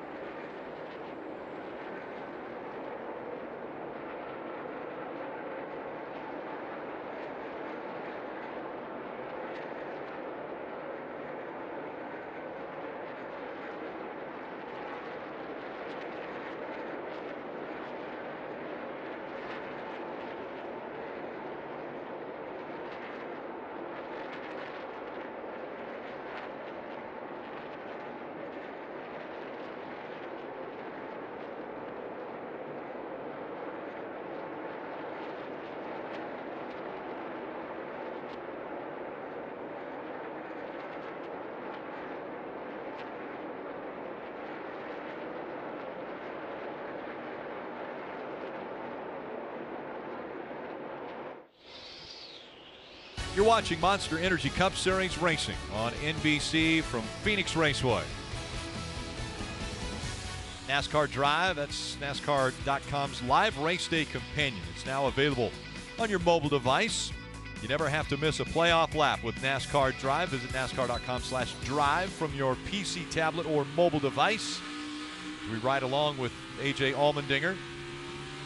Dinger still running in the 28th position, 2 laps down now. In 2 laps down to Denny Hamlin, who is out front and has still that 1 second lead over Matt Kenseth. Yeah, the 11's led 155 laps today, but I think we need to remember the spring race. The 18 of Kyle Busch led about 115 laps. The 24 led over 100 laps, but the winner was Ryan Newman in the 31, and it was all because of a late race pit call to stay on the racetrack. Well, in that spring race, the 31, he ran outside the top 10 most of the day, somewhere between 10th and 12th, but right here, a late caution in the closing laps. Crew Chief Luke Lambert to stay on the racetrack. They used that strategy and some good restarts to win the race. My point in all this, Jeff, is as you look at timing and scoring, and you got Blaney back in 11th, Keselowski back in 14th, even Chase Elliott in 7th. None of this is anywhere near guaranteed. Late race cautions at this track prove to be some of the most difficult decisions that crew chiefs have to make. And Denny Hamlin, even with a dominant car, is going to have more than that. They're going to have to make the right decisions if those yellows start to come out. If they start to come out. Ultimately, only 2 cautions so far. The first caution came out at the end of stage 1. The second caution came out a lap before or during the last lap of stage 2, so we knew a caution was going to come out anyway. Yeah, that issue with the 48, though, from what I'm seeing for pit road, what I'm hearing from some sources, was a melted bead on that right front tire. That happens due to brake heat. So with this being an extended green flag opportunity, remember, 75 laps, that's probably 10 laps short of their fuel window. So will somebody try to go a little bit longer into their fuel window? Will that be too much for that right front tire? That could start to bring out yellows. Let me ask you, as our crew chief, would you break this last stage into 3 equal segments? Maybe make it a shorter first segment, come to pit road and pull everyone with you. I think you have to break it up right in the middle. It's basically right in their fuel window. So as soon as I reach my fuel window, somewhere around lap 222, 223, I would be on pit road, Marty, but I try to be one of the first cars.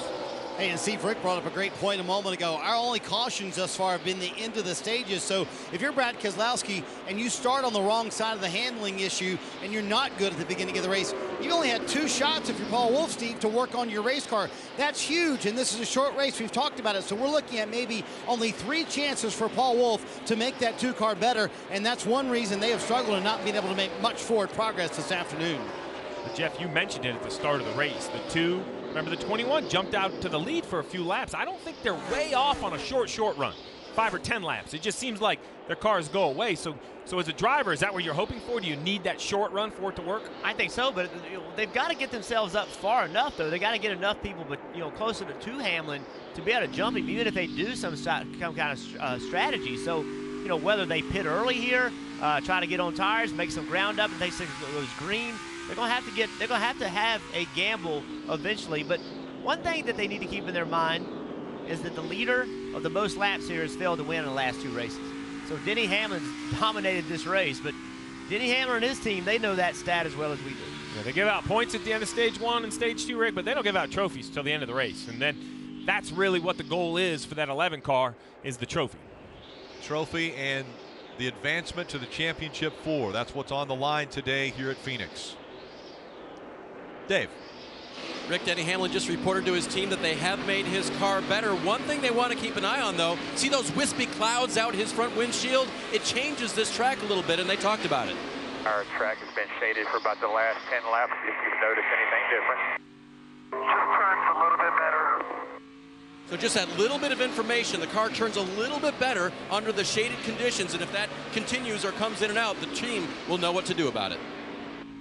And we've heard so many positive comments come from Denny Hamlin about this car this weekend. He's been one of the fastest in every practice. He started up on the front row. I mean, Denny Hamlin has led the most laps and has been the most positive. He's doing everything he can to make sure that this team has a shot at that championship next weekend. Yeah, and part of that's providing information to the team. You just heard him talk about the shade on the racetrack. Well, we'll ride along with Daniel Suarez. He has that great helmet cam, and we're going to show you where the shade is. Remember, there's new grandstands being erected here, and watch where the shade is starting to build up. Turn 1, it's not there yet. as you get to the middle of 1 and 2 and the exit of 2, you start to get into that cooler racetrack. As the sun starts to move, you're going to see that shaded area move closer toward turn 1 and start to shade that entire area of the racetrack. You see, once again, we talked about how high they were using the lanes in 3 and 4. Now it seems like everybody has kind of migrated back to the bottom of the racetrack, running down there almost on the apron. Now we head down into 3 and 4, and Daniel Suarez, the last car in the lead lap, trying to put some good laps together to stay on the lead lap. Parker. And Steve, talking to a lot of drivers and some crew chiefs about that deal, with especially the shade that's coming over in 1 and 2, Jeff, that you just showed here on board with Daniel Suarez on his Hamlet cam, is that as that happens, you start to lose that outside groove, right? Because the track cools down, you're just going to take the shortest radius around, and so this racetrack changed a tremendous amount from those temperature changes. As we get that sun falling behind the grandstands, we start to lose some of that outside groove that a lot of these drivers were using so well at the beginning of this race when it was a lot hotter. Yeah, I mean, because you run the outside groove when it gets really slick, because again, you don't have to turn the steering wheel as much. You can be a little bit easier on the throttle. You don't have to drive in the corner as deep, you know. But as the track cools down, like Parker just said, you're going to see them migrate back to the bottom of the racetrack because now there's more grip. So just make the shortest way around the racetrack. Closing in on the final 100 laps of the race here in Phoenix. Out front early, it was the 42 of Kyle Larson. Then the engine expired. He's out of the race.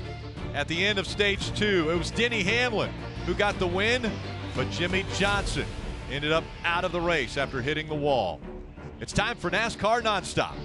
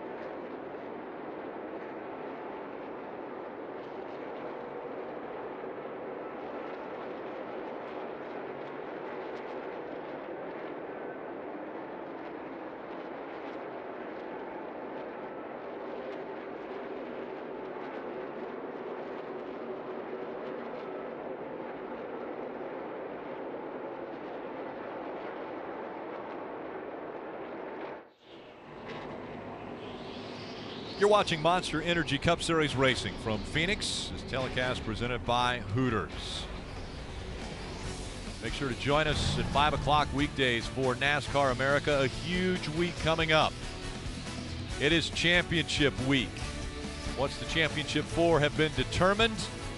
It will be all about what happens in Miami. Who will win the championship? Dale Jarrett will be chatting with the championship four. Wednesday's the best of Hall of Fame, and then it's on to Miami.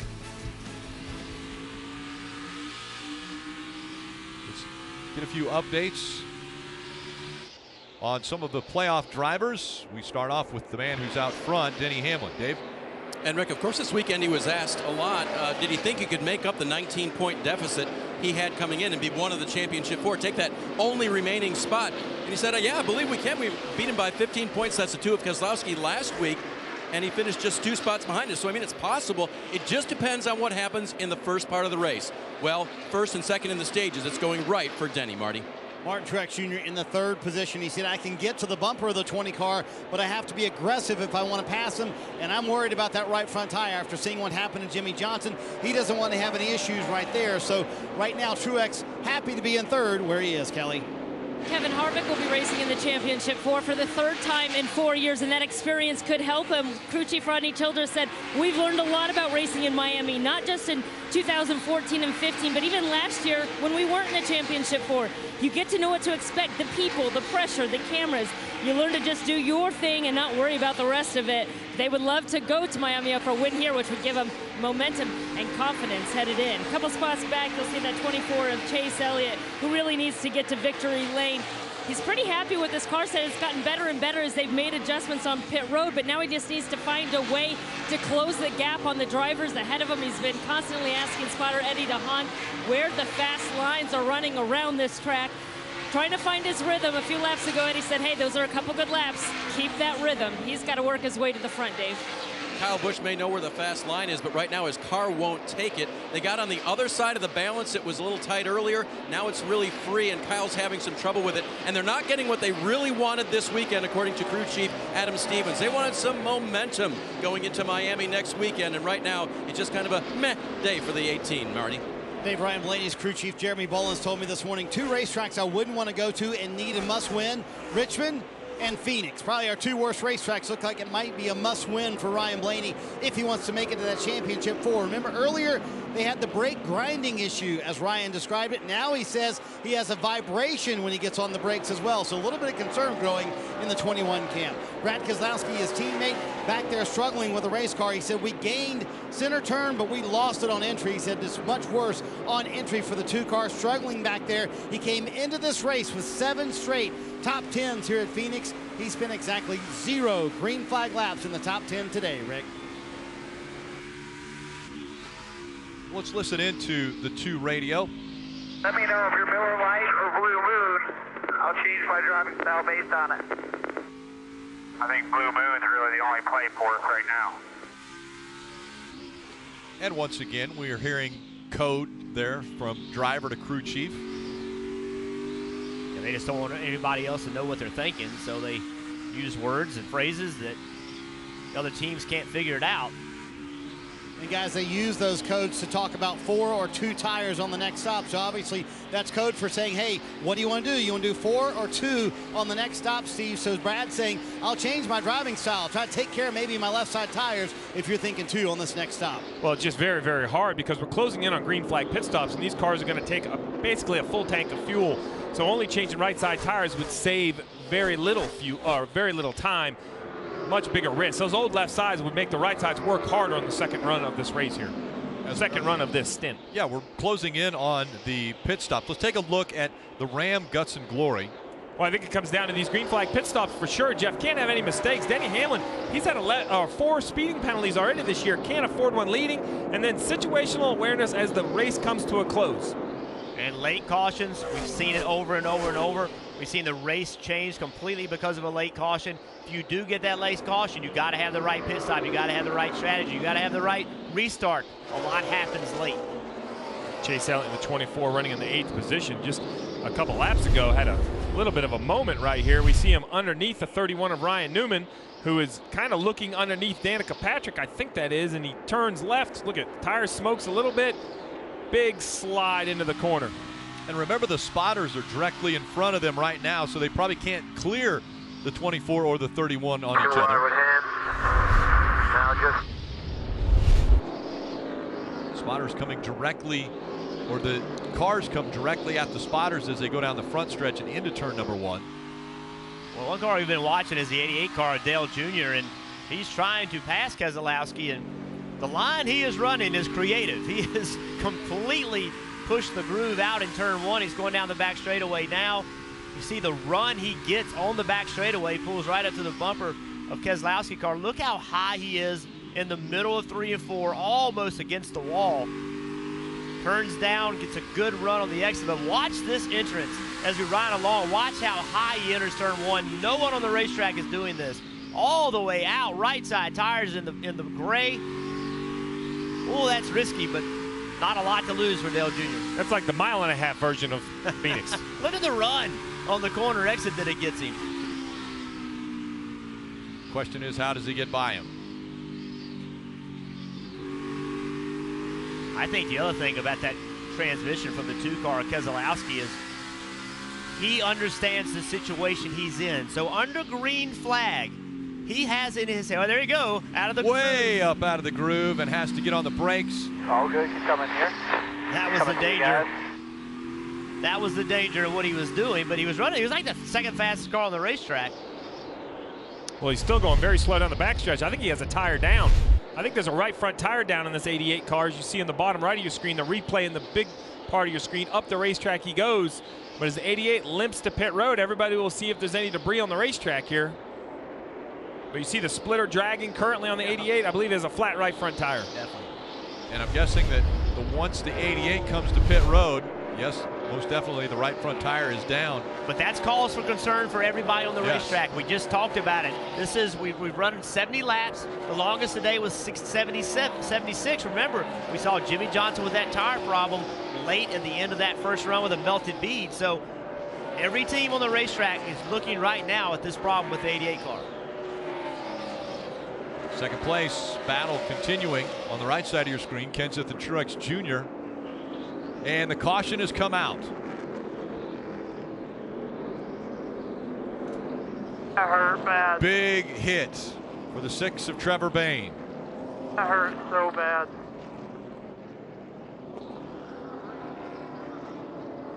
You'd see there was damage already on the car. He had the tape on the front. We heard him say how big of an impact that was. We were just talking about late in the run. Well, there you go. Oh, gosh. Such big an impact. And look at this in real speed. Oh, God. That's just an awful angle to hit the wall. Again, we were just talking about it. We just saw Dale Jr. with the right front down. We saw Jimmie Johnson earlier with a right front down. This car, right front down, probably melted beads. All that heat on these long runs being transferred to the sidewall of the tire. The tire actually melts and blows out.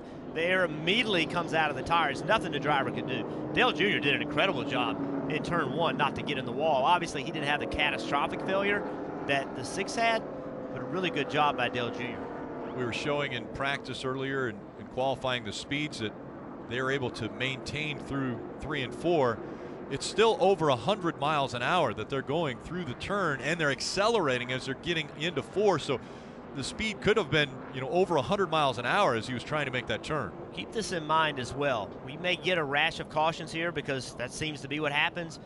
82 laps left to go in this race. So by the time the pit stops happen to go back green, you're still going to have a long run. If it goes green all the way to the end, and all these teams would be very concerned about right front tire failure. It's good to see Trevor Bayne walking back to the ambulance. He'll get checked out in the infield care center here. But as you mentioned, now pit stops, so important for these teams. Well, Denny Hamlin, who's led the majority of the race, 192 laps, they don't have to keep the lead. They just have to have a solid stop. What they can't do is have a huge mistake on pit road. They have Keselowski pinned back in the 14th position. Ryan Blaney pinned back in the 13th position. Don't do something on pit road to put yourself back there in traffic with them. If you ever need just solid, not great, it's this stop for the 11 of Denny Hamlin. But you know how competitive these teams are. They want to be great every single time. They don't want to lose any positions. Still 18 cars on the lead lap. So if you have a problem, you have a penalty, it's going to be a huge penalty. Kelly. Chase Elliott will come to pit road from the 8th position. He said his car was turning better through the center under throttle. They're going to make a chassis adjustment to the right rear. He also said He can tell he's been using his brakes a lot today. Said they're a bit used up. 4 tires and fuel for the 24, Dave. Denny called the car the best it's been all day. No code words, 4 tires, Sunoco fuel to fill it, and a piece of tape on the grill, Marty. Brad Keselowski told Paul Wolfe, whatever we gained in the center, we lost on entry there, and they asked him right as he was coming to pit road, not much change on the car, so they're going to make a big swing out of here. It's going to be 4 Goodyear tires for Brad Keselowski. Wedge on the left side, air pressure as well, trying to get this 2-car better and go contend with that 11. You see them going in the left front there to make a big chassis change. And we take a look at the race off pit road, brought to you by Kroger Click List. Hamlin does lose the lead to Matt Kenseth with a little better stop. Harvick gains a spot. Boyer gains 2 on pit road.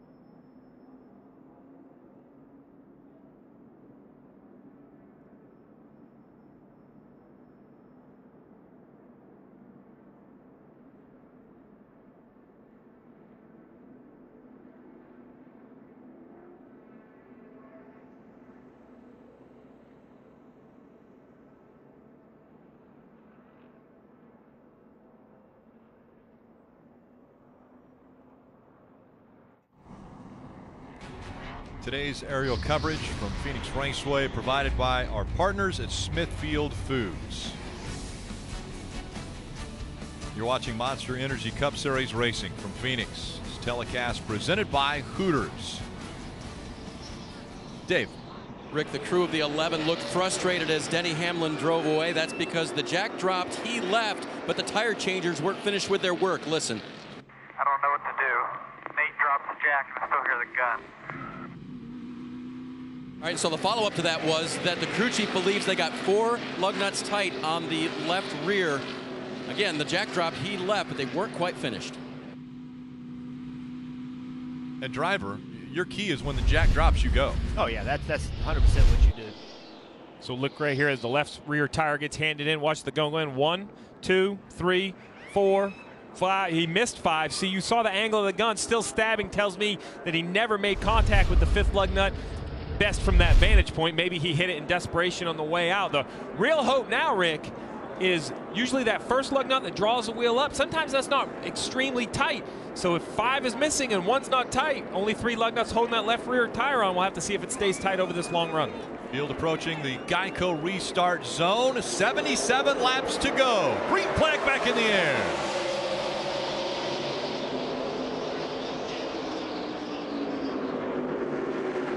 Kenseth with a great restart. stays out front. Denny Hamlin running second. A great battle now for third. Harvick on the outside. Martin Truex Jr. on the inside. Rick, you instantly see the playoff leaderboard on the left side of your screen, what it means for Denny Hamlin not to be leading this race. Currently has 14 points. That's 14 positions over Brad Keselowski back in 16th, but still a lot of racing to go. It's the tightest it's been since Denny Hamlin was up front. Brad Keselowski has run consistently right around 16th. Denny Hamlin's going to get the best from Matt Kenseth, I can tell you that, with only 2 races left to go before Matt has no idea what his future looks like in racing. I can promise you that Matt Kenseth is going to bring everything that he has to win this race. And if I'm Mike Wheeler, the crew chief for Denny Hamlin in the 11, who are riding on board right here, I'm holding my breath. If that wheel isn't tight, he's going to know it relatively quickly. I think if you could get through, what, Jeff, maybe 8 or 10 laps without any sign of a vibration, do you feel good as a driver that the wheel's tight, or do you think there's a chance it could become loose later into the run? You would think so, but so many times in these races, you get halfway through a run and drivers start talking about, hey, I got a vibration. I don't know. I mean, historically, yes, you would know relatively quickly, but things have changed over the last couple years. All right, so let's make a prediction. Do you think it's going to go caution-free till the checkered flag? No. Caution. There you go. And as quickly as I ask the question, the caution comes out. So now what, though, Rick? Because the leaders aren't going to pit. Is Mike Wheeler and Denny Hamlin going to risk it? Are they going to come in and change those left side tires? With 74 to go, I just don't know if that's a possibility, or is that the better bet? With Keselowski back there and Blaney only in 10th, can you get back up through the field? A green flag pit stop could eliminate him, Rick. You see the brake hose or duck hose there laying out on the track, so debris on the racetrack, and the groove has gotten all the way up there. We saw Dale Earnhardt Jr. running up there. We saw some drivers going all the way up to the top of the racetrack. See Kyle Busch and Ryan Blaney fighting for position. A little bit of contact. That gets you worried. We see so many times left rear tires get cut down with that contact. Or that right front as well. Yep. You see the letter rubbed off of that tire a little bit. I've learned any of them. You need all 4 there. Right front, left rear. Any of them have an issue, it's not going to be good. The 88 of Dale Earnhardt Jr. gets the free pass. He'll be back on the lead lap. 20 cars will be on the lead lap for the restart. This goes now. Keselowski on pit road. Yeah, I was going to say, this goes back to what Marty was saying earlier, Jeff. I didn't mean to step on you about having so fewer times to work on the car. These cautions maybe will be the opportunity they need. And I think, Steve, if you're in Paul Wolf's position, right, you've only got 2 cars between you and the end of the lead lap, so why not? You only lose at most 2 spots here with other guys maybe coming down pit road with you. You hope you drag them as well. And another thing is they lost a lot of track position after that last stop because they put a Packer in the left front. But Paul Wolf told Brad, listen, I've got to do something. They're hoping that these Goodyear tires make a difference for the 2 car. Sliding in a little different there for Brad Keselowski. Getting ready for the restart. We go NASCAR nonstop.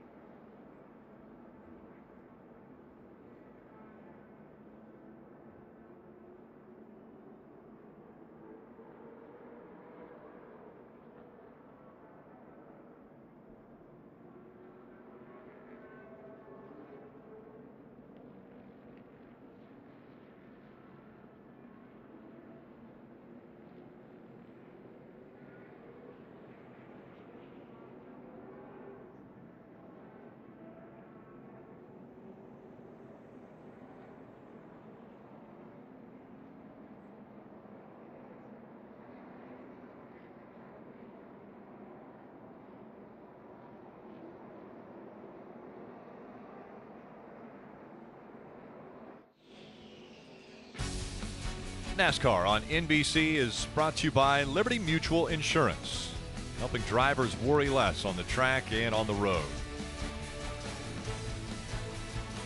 You're watching the Can-Am 500 from Phoenix Raceway. That's Rattlesnake Hill that a lot of the fans are able to watch from up here in turns 3 and 4. Once again, Rattlesnake? I don't know if you don't think so. That's why I don't go there. You don't go up there. We're gonna send Relish up there for the rest of the day. He would jump at that opportunity, I'm sure. Matt Kenseth and Denny Hamlin making up row 1. Kenseth once again has chosen the outside line. Hamlin on the inside. Again, keeping our eye on the 11, seeing if a vibration will come about once again as they get back under power.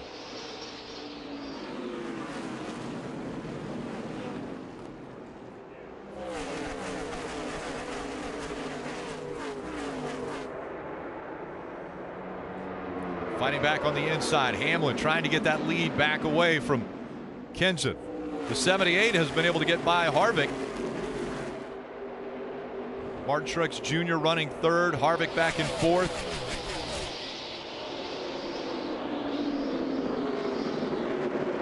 Erik Jones in 5th. Here comes Martin Truex Jr. trying to take 2nd away from Denny Hamlin. He makes the pass. Brad Keselowski running 18th. You see the playoff leaderboard on the left side of the screen. 15 points separate the 11 and the 2. That's 15 positions.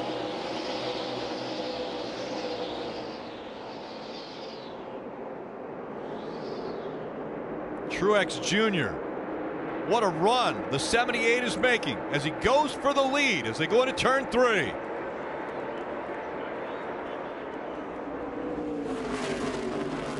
Kenseth fighting back on the outside. And here comes the 11 of Hamlin.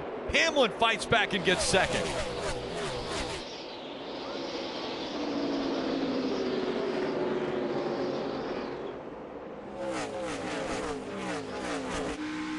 See Denny Hamlin up there to the 2nd position. They had the opportunity to pit under that last yellow if they did have concern about those lug nuts. The fact that they didn't pit tells me that Mike Wheeler, through either maybe some pictures or video off the tire changer, or they also have some data about the air pressure of the gun.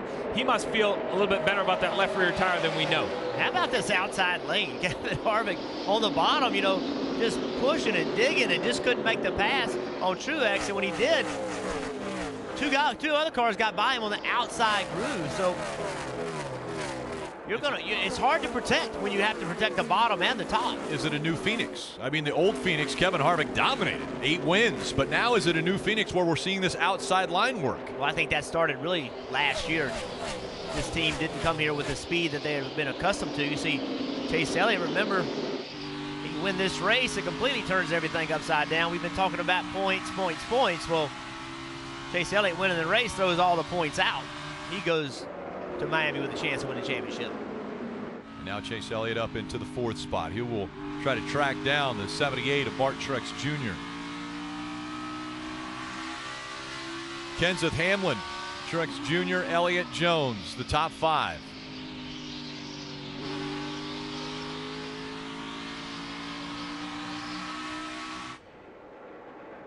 We saw earlier the 6 of Trevor Bayne slamming into the wall in turn 4 and talked about how big of a hit that was. Parker Kligerman's caught up with him. Trevor Bayne had that hard hit on lap 229 when the tire blew in the right front. Trevor, first of all, are you okay? And how hard a hit was that? There's only one Parker standing here right now. I feel fine. My wrist, I didn't let go of the steering wheel quick enough. You know, you watch these wrecks, and I've held onto the wheel through almost all of mine and has never jerked the wheel out of my hand, but that hard of a right front impact, and it just ripped it and kind of jammed my wrist up, but it's all good now. Man, we were fighting hard to just try to stay 1 lap down. I hate racing the leaders like that, but you've got to save your race, and we were the free pass, and so Denny had just gotten by us, and you know, we're still a lucky dog, thought it was going to be all right, get back on 1 down, try to work our way through it, and I got really tight for about 3 laps there. I was telling Matt, we got to pit soon, and the bead let go, so just too much heat. You know, it wasn't a wear issue, and that's about the worst place you can blow a right front. I've done that in an Xfinity car once, and I hope I never have to do that again. An unfortunate result for Trevor Bayne, who tried to end the season on a high note. Yeah, Parker, another caution has come out. Now it's Chris Buescher that has hit the wall. He was running 26th when it happened, but the caution comes out with 61 laps to go now. As a crew chief, now, is this the pivotal caution that comes out, and where do you draw the line as to who comes to pit road and who stays out? Well, as we take another look at the 37 right here and what happens to him, he's coming through the dog leg. Oh, looks like a flat tire. Tire explodes or brakes come through the tire. It's hard to say, Jeff, but definitely an issue well before the corner for the 37. It's hard to say what it was, but it was violent looking. It was contact right there. Maybe it cut the left front tire down.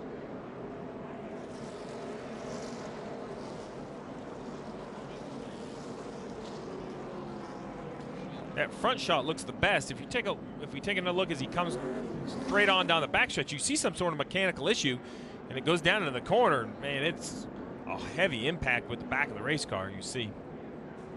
Yeah, let's take another look right here. Yeah, the right front kind of smokes and locks up. Hard hit for Chris Buescher. And a lot of debris. Yeah, something's on fire between the safer barrier and the concrete wall. I don't know. In between the safer barrier and the concrete wall, those are styrofoam. I think they're fireproof though. It's in between. It looks like to me. I don't know unless it moved one of them and dislodged it, but I didn't think they could burn. Well, whatever that is, it is burning. It To your point, Rick, about whether you pit or not, though, the problem is these short runs. You know, you don't really have enough laps on your tires. Only 13 total, so I think it'd be hard for any of the leaders to pit at this point. Well, it's exactly where he backed into the wall. I wonder if some fuel, but fuel got in there, but fuel doesn't normally burn black like that. Something got in there and caught fire. Now, the other thing that works with these safer barriers are their straps. So there's straps from the wall to that safer barrier, and I'm sure they're going to have to take a look at that, see if anything has happened to that to make sure the integrity of the wall is still good. So they put out the fire. We'll take a quick break and be right back to Phoenix.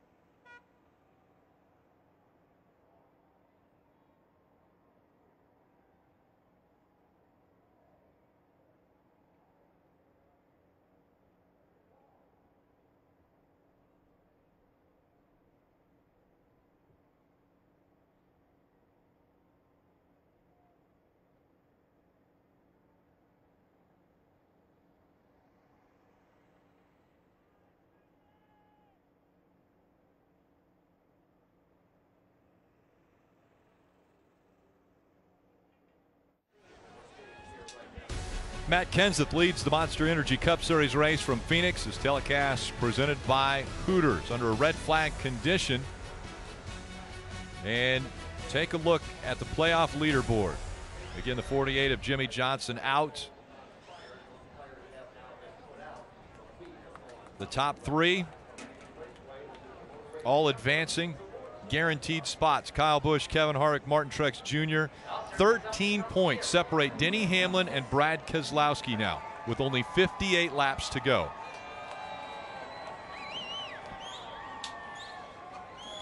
Reason for the red flag, the fires behind the wall. And I say fires, when we went away to break, another fire broke out.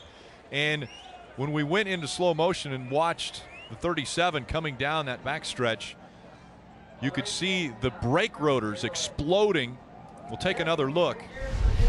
We've heard a lot of comments from a lot of different drivers and teams about heavy brake use. You see right there, the piece comes through the hood. All those dark pieces you see flying, those are all pieces of the brake rotor that's already exploded. I'm sure damaged the wheel. That's why the right front tire went flat, came up through the hood. And then poor Chris Buescher was just along for the ride.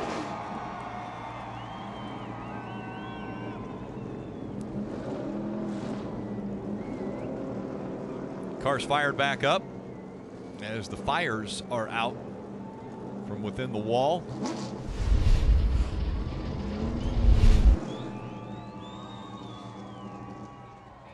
So the biggest question when we started this race and now, who will join these three in the championship for next Sunday in Miami? Right now it looks like Denny Hamlin, but Steve, Jeff, as you guys have both discussed, the earlier race here in March, Ryan Newman ran around 10th or 11th, but it was a late race caution that came out, and that strategy call of staying on the racetrack when some others came to pit road, he was able to stay out front, win the race. Will that decision present itself to someone that's in a position to make it into the championship four? Well, I think with all of these cautions, if we get one a little bit farther into this run, that chance will appear. And Jeff, you mentioned Keselowski back in 15th. Maybe he's not close enough, but Blaney has worked himself all the way up to 8th, and Chase Elliott in 4th. There's a real chance that a strategy call could get Chase Elliott the track position he needs, which I'm not sure if he can't just drive up to the front, because that 24 car showed a tremendous amount of speed in those few laps before the caution. Let's see how Denny Hamlin's doing. We've been told that we can chat with him. Hey, Denny, it's Burton, NBC booth. You got a moment? Yeah. Well, man, your day's been going really well. Tell us what you got to do to finish this thing off. Mainly just keep track position. The car's a little bit tighter behind the 20 there. But overall, in the long run, our car's been really good. So just got to get good restarts, make sure we get ourselves clear, and then go try to work on the 20. About the outside groove here, Denny. It's really come in. You guys have been able to use it at pass and get by lap cars. Think you better use that in a little bit?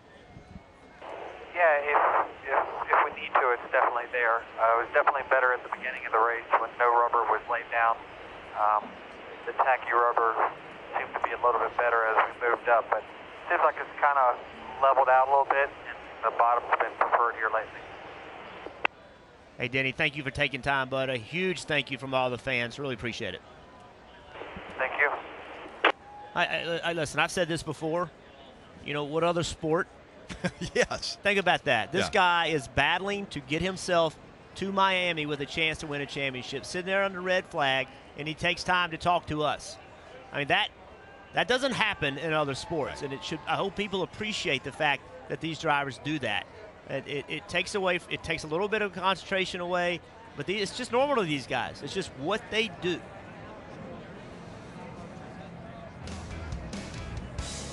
The ability to chat with the drivers and the competitors right in the middle of the battle.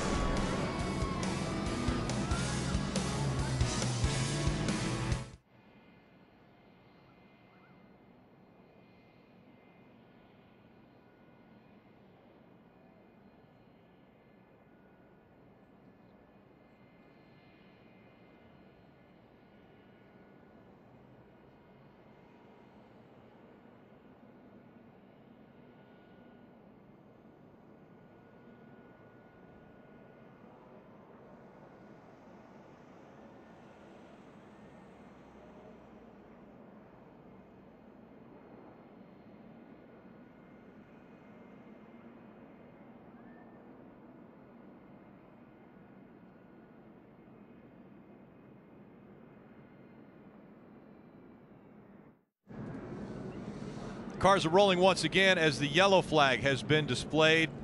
Under 58 laps remaining in this, the second to last race of the 2017 season, and it will determine who will have a shot at the championship. Pit road is open. We'll see if anyone dives to pit road. Steve, as a crew chief, would you send maybe Ryan Blaney, who's 8th right now, onto pit road? I think he has to be committed in the situation he's at right now. Unless they just feel like they don't have car enough and they have to make adjustments, that would be the only reason, because with 58 to go and only 13 laps on the tires, I think you have to stay on the racetrack. Wouldn't surprise me if Keselowski from the back of the field pits again to make adjustments, but we have some takers towards the front here. I think Keselowski will stay because he pitted on 241. You got enough people on pit road, he can pick up some spots. Erik Jones, Kevin Harvick came to pit road. Kelly.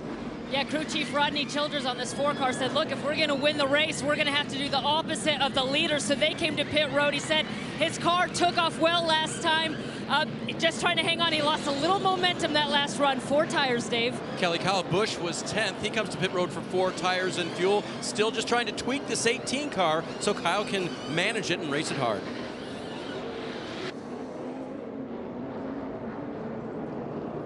So as far as playoff drivers coming to pit road, Ryan Blaney didn't come to pit road. Brad Keselowski didn't come to pit road. Those drivers needing to be near the front, needing the opportunity to possibly fight for a win late in this race.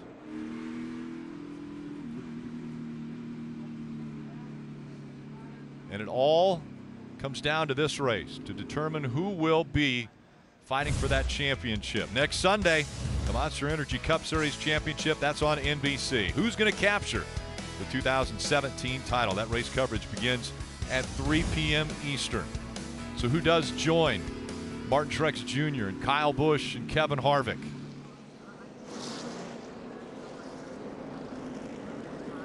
Marty. And Rick, Paul Wolf left it up to Brad Keselowski as to whether or not to come to pit road or stay on the racetrack. That move to stay on the track took him from 17th to 10th, but still frustrated with the handling of the race car. Listen on the radio. I wish I knew what to tell you to be better here, man. I know I'm not giving you a lot, but I don't know. I just kind of need everything, you know? Don't have it today. Hang in there and hope for something to happen, I guess. Kind of what it is at this point. I know we've all tried as hard as we could today. Steve, sometimes when you don't have it, like Paul Wolf said, that's all you can do. Hang in there and hope for something to happen. Maybe this is the break Brad Keselowski needed, finally in the top 10. Well, it's the closest that he has been to Denny Hamlin. The best he's run under green is 11th. He's currently up inside the top 10, and the playoff leaderboard shows it, down to 5 points. And while the 11 at Denny Hamlin has had a great car, 5 points, 5 positions. Missed shift on the restart, maybe a little contact, up the racetrack you go. There's so many ways to lose 5 positions so easily. I think that is what that needs to be the motivation at this point. And we just heard Denny Hamlin just mentioned to you his car doesn't handle as well behind the 20. Yeah, that's right. He has not been behind cars very much today. He said he got tighter behind the 20 with the 2 of Keselowski. You know, the bright side is he knows how his car drives in the back. The bad side is it hasn't driven well enough, but you're right. Now it's, 5 positions. I mean, now it's gotten way closer. Keselowski has a little bit fresher tire. And Jeff, you and I have had the conversation. So with 55 to go, basically the leaders now are to split into 3 groups. So when we look at the last time these cars were on pit road for tires, you see a chunk of cars, 1st through 6th, which includes the 21 of Blaney, was at lap 231. Now, Brad Keselowski, he's the first car in that 240 range, running in the 7th position. And then behind these cars in the top 10, we have most of the cars outside of the top 10. They all came at lap 255. That includes cars like Kevin Harvick, Kyle Busch, Clint Boyer, cars that have showed speed today. And I think the big problem with that with with Denny Hamlin is that the caution comes out late. You have all these guys that are already pitted. They might not hit pit road. He may have to and may have to start behind them. Coming out of 4, Kenseth on the eye line, Hamlin on the inside. Back up through the gears they go. Kenseth, a great restart. Hamlin ducks in behind him. Here comes the 24 of Chase Elliott. Must-win situation for the 24 team.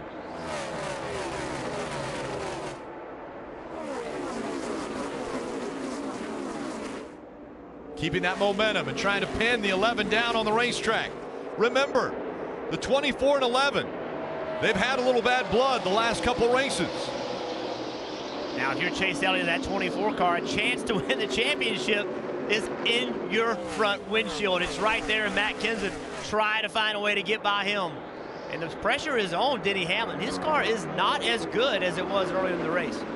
Denny Hamlin thinking that he needs to stay in front of the 2, but the other car that he's going to have to worry about is if that 24 is as good as it looks. If he can get by Matt Kenseth, then Chase Elliott would steal that final spot to the championship 4. You better keep your eye on that 31 car, Ryan Newman. I've been watching him all day long, and on these long runs, he gets on that very top of the racetrack, and he is one of the fastest cars on a long run, Kelly. And the team on this 24 car certainly feels confident on that piece that Chase Elliott is using right now to try to work his way to the front. Listen to the radio moments ago. We're coming to the party, boys. And Chase even said, hey, I don't know what's going on, but this thing took off. Caution once again. And the 72 this time of Cole Witt. A lot of damage to the right side. We've seen some big impacts today. The cars. And the crew letting them know, go to the garage. Put yourself in Denny Hamlin's shoes right now. Everything's gone right. Everything's been perfect in these last 2 restarts. Big impact. So Denny Hamlin's got to put that behind him. He's got to focus and not get caught up in the negative, right? It's easy to get caught up in the negative and start thinking, could this happen? Could that happen? Because when you start thinking that way, guess what? They tend to happen. So things have started going downhill just a little bit for Denny Hamlin. You just can't get caught up in it. Well, how about Chase Elliott? 6 seconds. Yet to win a race in his career. This, without a doubt, would be huge if he can get his first win, and that moves him through to Miami in the championship 4. 49 laps to go.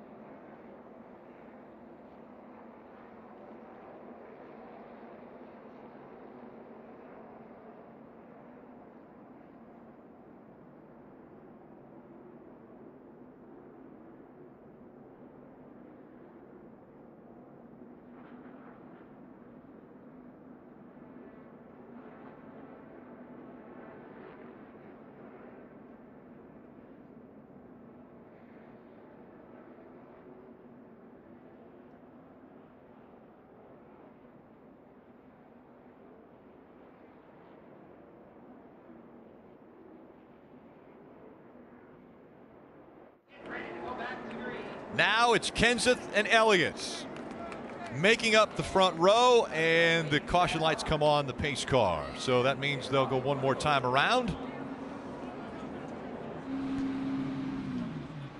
With this extra lap and just 48 laps to go, let's take a look at the NASCAR Heat 2 who to watch.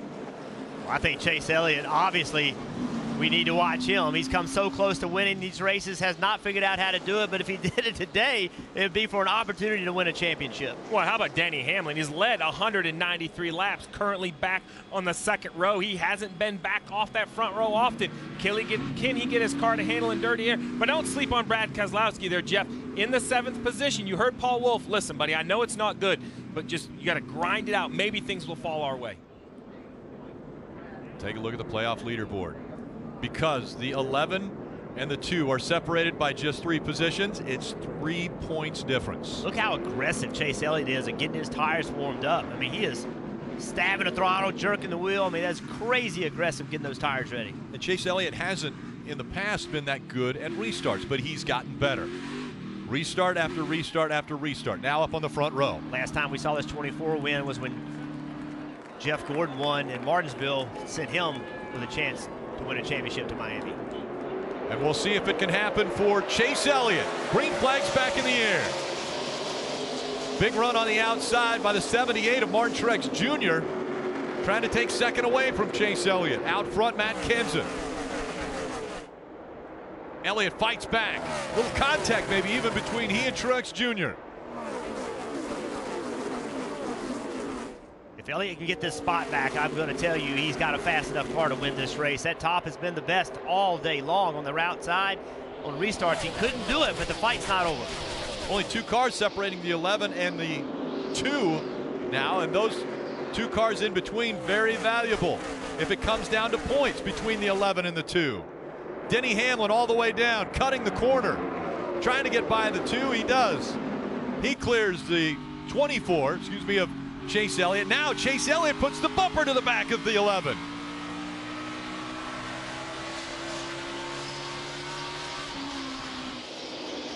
What would Chase Elliott do? Is he going to run the 11 up the racetrack to try to take the position back? I think he's giving him 2 warning shots that, listen, 3 spots up there is my ticket. I'm going to do whatever it takes. These are 2 little shots to let you know I'm going to try to come by. Remember the situations. They're different here. Chase Elliott has to win. Denny Hamlin doesn't have to win. He's got to beat that 2 car. Yeah, this position is more important to Chase Elliott. That's right. Denny Hamlin might have to consider just conceding if he continues to put the pressure on. The problem is Keselowski's not that far behind. He's in 7th.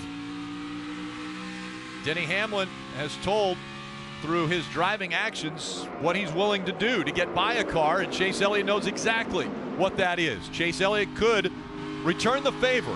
Once again, closing in on the 11. Chase Elliott all over the back bumper of Denny Hamlin.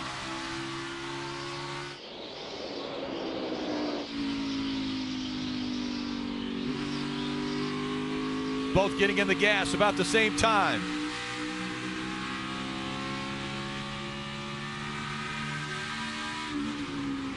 Over 130 miles an hour as they enter turn 3, and bumper goes to the back of the 11 again. Way up the racetrack. Oh, into the wall goes the 11. The 24. Pinched the 11 into the wall. You heard the crowd, and now tire smoke coming out of the 11. The left rear rub, it looks like. Not bad. The fans letting them know what they think about that move. Chase Elliott racing the 11 aggressively. Now the 11 has to worry about, can he stay in front of the 2?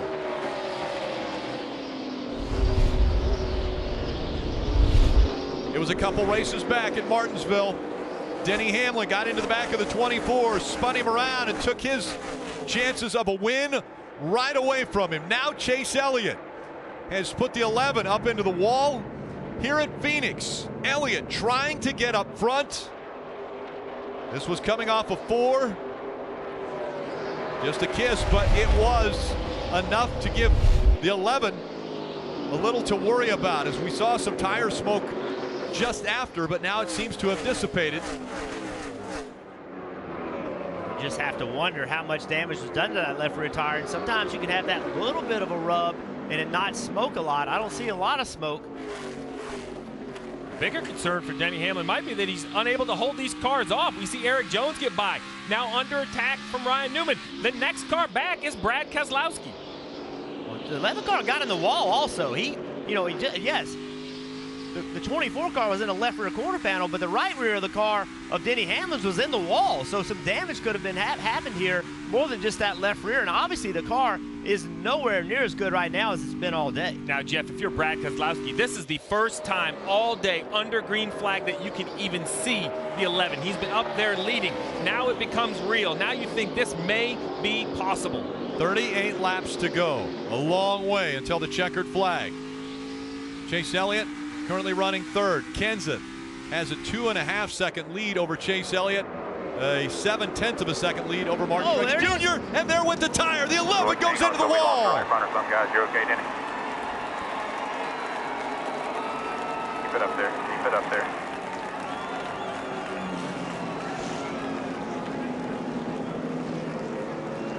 And as we saw earlier with the 48s of Jimmie Johnson, that could be the championship hopes going up in smoke for Denny Hamlin.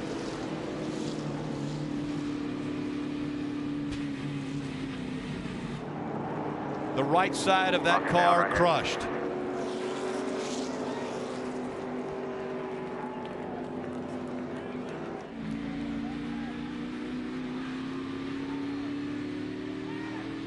Range of emotions right now going through Denny Hamlin's mind. Great car all day. Chase Elliott had contact. You know he's angry, he's disappointed.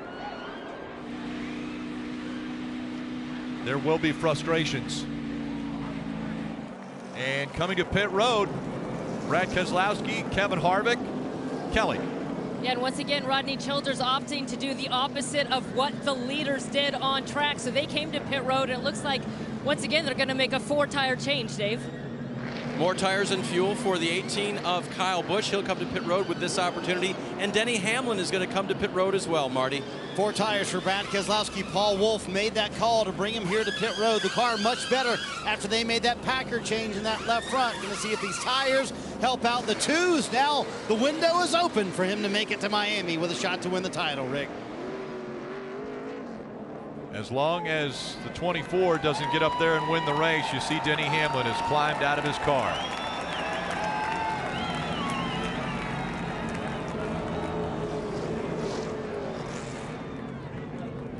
So Denny Hamlin will have to jump in the back of the ambulance, go to the infield care center to be checked out. But that ends Denny Hamlin's chances at a championship in 2017. And it came at the hands of racing against the 24 of Chase Elliott. Led 193 laps, looked to have just such a dominant car, collecting all of those stage points, gaining the ground on Brad Keselowski that he needed to gain, was in position to advance on points and points alone. But with this issue for Denny Hamlin, the 2 of Brad Keselowski came to pit road and got tires with 35 laps to go. Hood up, it'll go on the hook and go back into the garage. But take a look at where this came from. Yeah, look how high up the racetrack they are. And, you know, 24 car and run way up the racetrack, got into the back of the 11 and, you know, came off the corner and, you know, just didn't give the 11 any room. And obviously he feels like it was warranted from what happened in Martinsville. And then goes down in the corner. You see right here, the left front tire flat. Nothing the 11's going to do. Pretty solid contact with that safer barrier. Jeff, as a driver, are you calling it hard racing between the 24 and the 11? Because that's what I saw as far as the build-up to that last turn. It wasn't just that last turn. We saw the 24 all over the back bumper of the 11. Listen, this is about Martinsville. That's what this is about. Chase Elliott ran him very hard. You know, was in the back of him many times. We saw that. We don't see Chase Elliott racing like that very often. And this is Chase Elliott saying, hey, look, you took away an opportunity for me to get in the championship. I have an opportunity right now. You're in my way, and if I have to use you to get there, I'm going to use you. That was the decision that he made, was willing. I don't think he meant to wreck him. He just said, you know what, I'm going to run you up the racetrack and do what I got to do to get the position. And this is all about Martinsville. And the chance to win a championship. That's right. The reason Martinsville was so big to Chase Elliott was because he had an opportunity to win a championship taken away from him. That's the way he felt about it. And again, I don't think that Denny Hamlin meant to wreck Chase Elliott. I think Denny Hamlin was racing him really hard, pushed him too hard. I don't think Chase Elliott meant to wreck him today, but they were willing to put the other one in a very compromising position for their own benefit. And again, I mentioned Chase Elliott currently in the 3rd spot. Kenseth, Truex Jr., Elliott, Jones, and Blaney. Well, you mentioned, Jeff, how far up the racetrack they went. So here they are both on the racetrack. Well, they're up, it seems like about 1 groove off the bottom to make that contact. But like you said, Rick, this is consistent. We've seen contact time and time again today between the 24 and the 11. 24 continued to tap the back bumper of the 11, got him up the racetrack. Let's listen in now to the 2 radio of Brad Keselowski. Oh, we just blew a tire. Outside. Oh, my goodness. What are you thinking here? Do we need to put tires on or not, Paul? What's this point situation? So here's the situation. Paul Wolfe comes to pit road because he knows he has a gap basically on the 21. The 11, it shows minus 13, but he's going to continue to lose positions as cars run. Basically, the 2 is racing against Ryan Blaney, 13 positions. Ryan Blaney's running 5th. So I think really Brad Keselowski is in a golden opportunity with the big exception. Chase Elliott is still running 3rd. Chase Elliott wins. It doesn't matter how good Brad Keselowski finishes. The points won't be enough because a win and you're in. And there's only 6 cars behind Keselowski that's in the lead lap. So right now, I mean, unless unless Blaney goes flying to the front. Keselowski's pretty safe, but you mentioned it. We just saw what Chase Elliott's willing to do to win this race. Marty. And guys, actually a conservative call from Paul Wolfe. That's what he just told Brad Keselowski on the radio. He said, unless one of those two guys, meaning the 24 of Chase Elliott or his teammate Ryan Blaney, win the race, we are safe. So they're putting on the 4 tires here because they think if it plays out points-wise, they're in. I love the call. He's absolutely right. Listen, they're not trying to win the race. They haven't had car enough to win the race. Right there, they were barely holding on to the top 5 or 6. Paul Wolfe is a realist. That's what makes him such a good crew chief, is he doesn't paint a rosy picture when it isn't. So he very quickly made the decision, okay, we're no longer racing the 11. Who knows? Maybe we have a tire going down. Maybe you ran over something. Let's just have fresh tires. Come in, put 4 tires on it. Situational awareness. You have to understand who you're racing. Because you can't control what Chase Elliott's doing. You don't have the speed to control that. You're not fast enough to get out there and win this race. You can't control that. You can only control your race against Blaney. Well, we thought that it would get a little more interesting as the laps winded down here in Phoenix, and that is exactly what has happened. Kenseth and Truex up front. Don't forget Matt Kenseth. Yep. Matt Kenseth with a chance to win this race. We spent so much time talking about this championship battle. What would it mean for Matt Kenseth to win this race? Chase Elliott behind him in 3rd, and Erik Jones. 2 drivers still fighting for their first win in the Monster Energy Cup Series. 31 laps to go. Oh, and into the wall early. Contact was made. The 41 didn't get up through the gears. 3 wide as they go through 1 and 2, and look at Brad Keselowski trying to be as cautious as he can to stay out of it. And the problem started with the 77 car. He did not get up to speed. You see the damage on the 41 of Kurt Busch. The hood up on it. It stays green. Kenseth still out front. Martin Truex Jr. running 2nd. Chase Elliott is 3rd.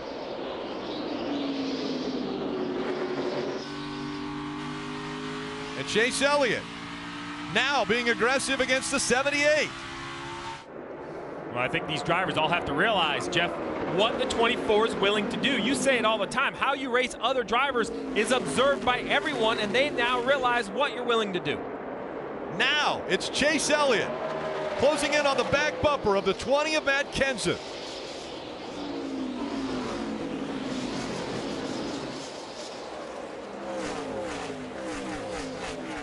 Elliott knows his opportunity to stay in the championship hunt is to win this race. Going by the 20, Chase Elliott out in front at Phoenix.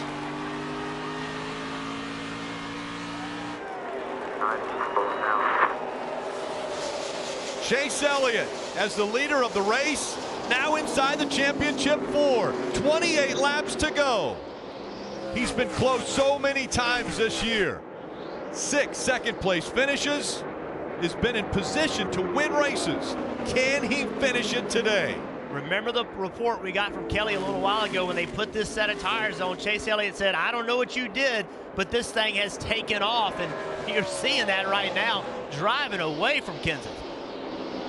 Well, we knew there were going to be yellows, and there still may be some with 27 to go, but restarts. This mistake by the 77, I think he misses a shift right here, accelerates, that looks like 2nd to 3rd, doesn't go smooth, it stacks up the outside lane. That almost cleared some space for the 24 of Chase Elliott. He now has both lanes to work with, but look at the stress for the 2 right here. Oh. Wow. Come on. Inside.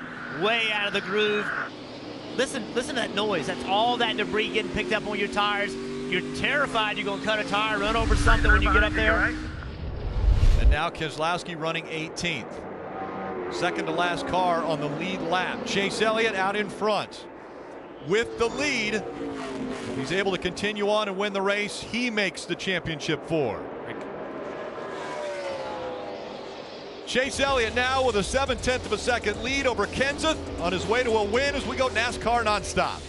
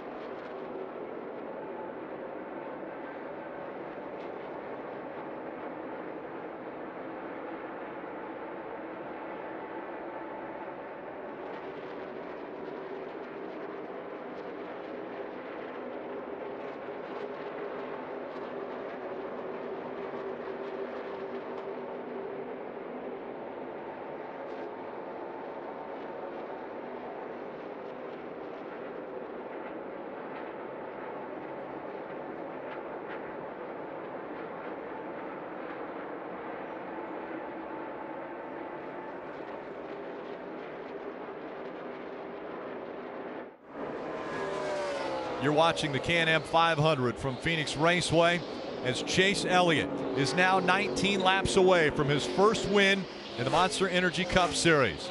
He has an 0.8 of a second lead over Matt Kenseth. It's not all smooth sailing, though. We caught this video a little bit ago. Look at this debris on the front straightaway. Looks like a piece of metal. Chase Elliott runs over it with the right side tires. And you have to think about the last time Chase Elliott was on pit road, lap 231. He'll have to put 81 laps on these tires. I know a lot were under caution, but that's still more than anyone has run on a set of tires. And the most recent caution coming out, we saw the 11 of Denny Hamlin have an issue, and Dave caught up with him. Denny steps out of the infield care center now under his own power. Denny, how would you describe the way that you were raced by Chase? Well, we had a fast car all day. We did essentially our job all day long. We put ourselves in good position. Things just didn't work out there at the end. You apologized after Martinsville, Denny. Were you hoping that would prevent something like the racing out here the way it was today? I mean, you know, each person has their own opinion of how they do things, and it just proves to the people that thought I was a bad guy that, you know, he would do the exact same thing under the same circumstances. So, I mean, you know, it's part of racing. It's, you know, I got into him, he chose to retaliate, and so I'm in the garage, and, you know, that's the way it is. So, you know, we had a great job. We did a great job all day. I mean, this is the best car I've had in a very long time. We just got behind on pit stop, and then that just gave those guys an opportunity to get close. You won't get to race for the championship next week. Will you put some of that on yourself for Martinsville, Denny?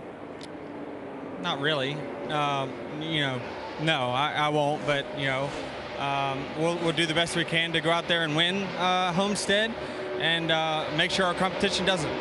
Glad you're okay. Denny, done for the day, done for the championship. I think that was an honest answer. Yep. I mean, you know, it's what he said was right. It was that, you know, he was willing to put himself in a situation at Martinsville, which got the 24 wrecked, and because of that, Chase Elliott was willing to do the same here, and I think Denny said it right. Well, I do think it's an honest evaluation of his day as well. He mentioned that pit stop that took him out of the lead. That's really what put him back in this situation to begin with. Up until that point, Rick, he had controlled the race, controlled the lead, controlled the restarts. It was only one position, but we've seen all day how once you are no longer the control car, it's easy to lose spots. That's what continued to happen to the 11. Chase Elliott now 13 laps away from the checkered flag. Running up front, has only a half a second lead over Matt Kenseth. That gap now has closed. And Kenseth, as we've mentioned many times, he doesn't have a ride for 2018. This could be his last run at Phoenix. There's a big sign on the wall that says, "Thank you, Kenseth." Not knowing what his future is going to be like, and he wants to win. He wants to go out on a high note. Parker. And guys, as he catches the 24 of Chase Elliott, I find it interesting that these two are racing against each other for the win. As his crew chief Jason Ratcliffe told me earlier today, he felt the car he had his eye on that was really good to him, the 24 of Chase Elliott. Guys, we got to move here for the lead. Right on the back bumper of the 24. Kenseth, is he going to move him out of the way? Matt Kenseth has run him down. That last corner off turn 2. I mean, Kenseth was way quicker. Under 11 laps to go. There have been some disappointing second place finishes for Chase Elliott. This may top the list if the 20 is able to get by. Now the 24 dives down below the yellow line, trying to find the fastest way around Phoenix. 10 laps of racing to go. This isn't about playoffs. This isn't about teammates. This is about Matt Kenseth. Matt Kenseth's career. He doesn't know if it will continue. He said that, so he makes a move to the 24. Here comes to the inside, the 20 of Kenseth. He's going to dive down to the dog leg to try to make the pass. Going into 3. If he takes the lead away from the 24, the 2 will then be in the favored seat for the championship 4. Matt Kenseth in front now at Phoenix. Just 9 laps to go. What can Chase Elliott do to fight back? That 20 looks so strong now. That exit of turn 2 is where the 20 is so strong. And now once again, the two of Brad Keselowski, as you look at the playoff leaderboard, 20 points above. Kenseth has to be perfect right here. He cannot give Chase Elliott a chance to get to his rear bumper.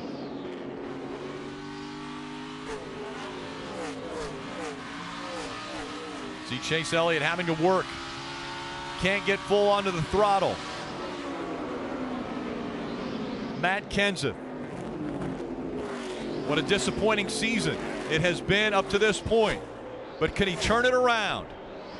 Now just 7 laps to go.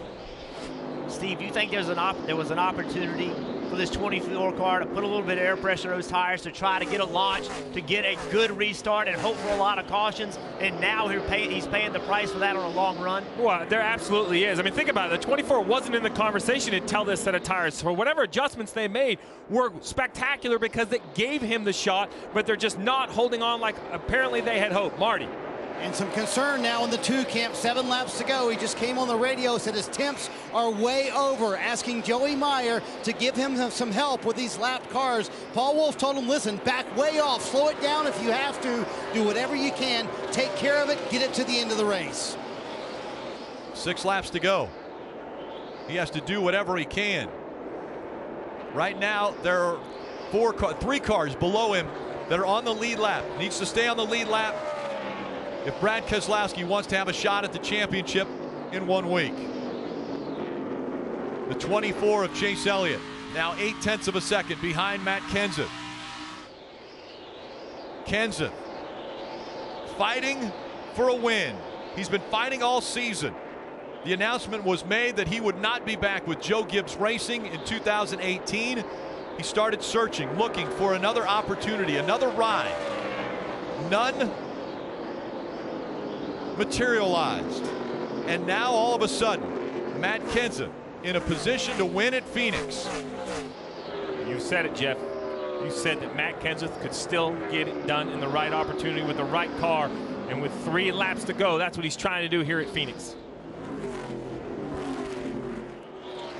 Working by the lap cars. Coming in front of the grandstands. Now just 3 laps to go.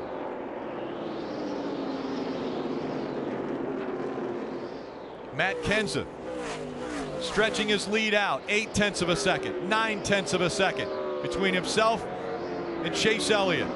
Martin Truex Jr., one of his best runs at Phoenix. He's running in the top 5, currently 3rd. His teammate Erik Jones running 4th. Kevin Harvick in the top 5 as well. Just 2 to go. 2 more times around. Matt Kenseth has won before at Phoenix, but it was 15 years ago.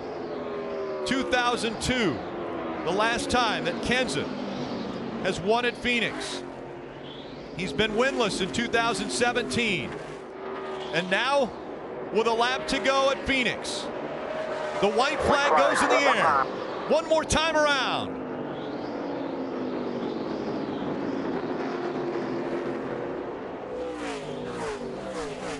Matt Kenseth eliminated from the playoffs on a technicality. Had too many men over the wall when they were trying to fix the car. Now trying to get that win in 2017. The 45-year-old comes out of turn number 4. Kenseth's going to win at Phoenix.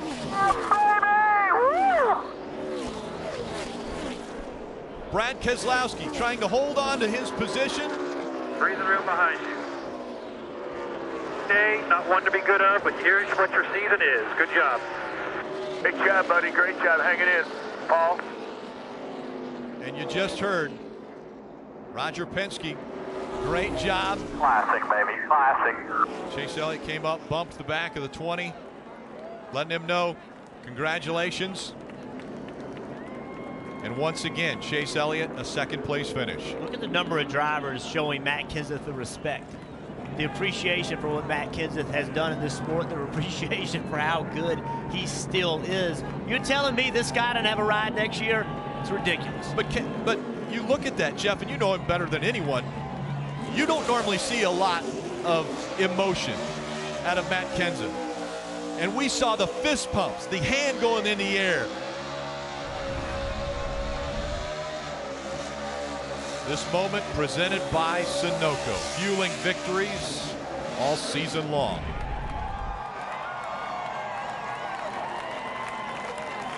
Matt Kenseth wins the Monster Energy Cup Series for the first time this year. The retirement word has not left his lips. Could very well be his last visit to Phoenix. 39 now, the career win record for Matt Kenseth. And we've documented he doesn't know what he's going to do in 2018. He's already mentioned there'll be a hiatus. He doesn't have a ride for the Daytona 500. Could that change now with what people have just seen? Everyone knew Matt Kenseth could win races. And on top of the car he goes. Look at that joy from Matt Kenseth grabbing that win, Matt. How did you do that, brother? I don't know what to say except for thank the Lord. It's been an amazing journey. I know I'm a big baby right now, but just got one race left. Everybody dreams of going out a winner, so you know, we won today. Nobody can take that one away from us. It's a heck of a race with Chase there. Golly, just thanks DeWalt, Circle K, Toyota, all our sponsors, and JGR for a great 5 years. It's been quite the journey here the last 20, and thank you fans. I appreciate it. Matt, to have that fan support all these years, to be able to get out here to get that win on your own, to do it like you did with this team, how does that feel? I mean, it's really indescribable, to be honest with you. So I always said nothing could replace my first win. It was actually in the Busch Series way back when. We weren't expected to win. It was a special day, and the way this year has gone, I wasn't really expecting to win today either. So this is a special one. It means a lot. Thank you, guys. Congratulations, buddy. We'll see you in victory lane.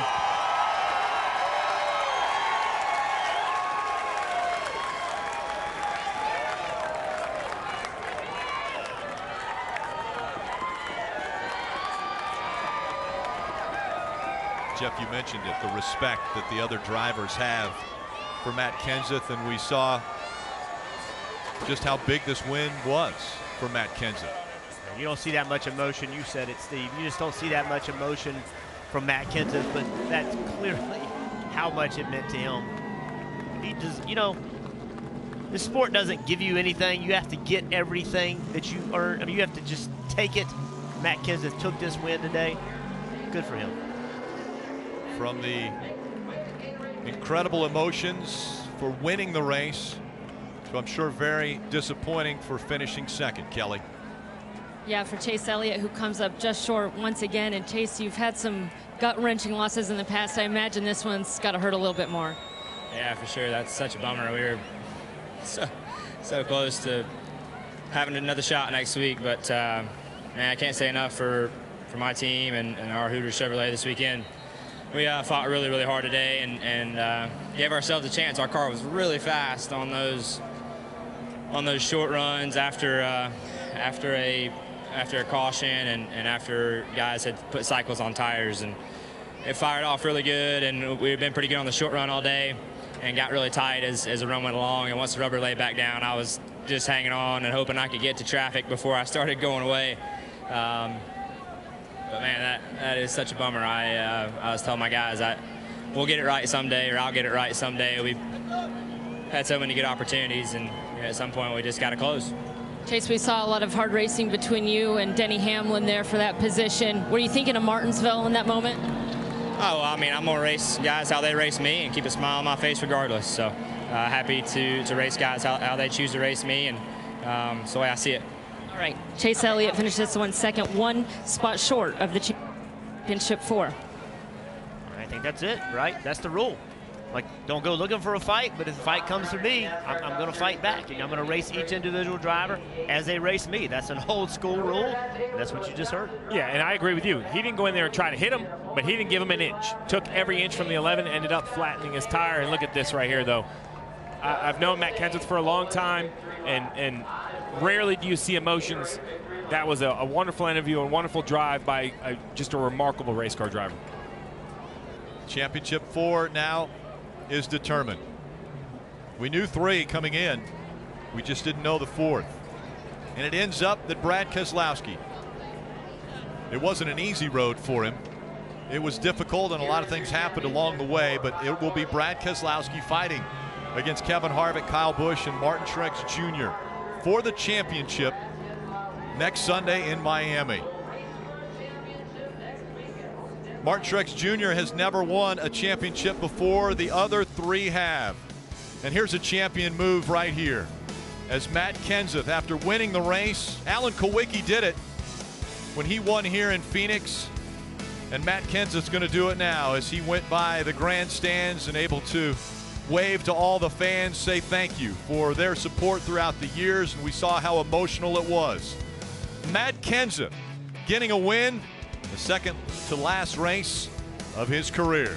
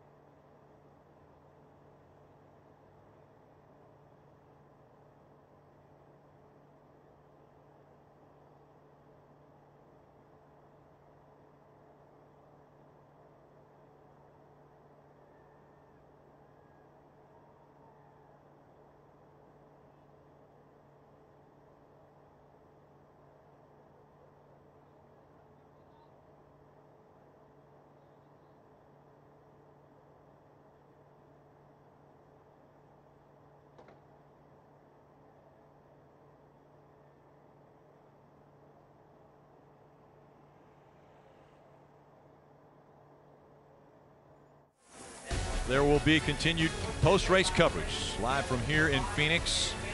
After the post-race on NBCSN, it's hashtag Victory Lap, where you can join the conversation on Twitter or Instagram. Send your questions, thoughts to hashtag Victory Lap, and then they may show you, the fans, questions there on that show. Let's go to Victory Lane and Chris Devoda.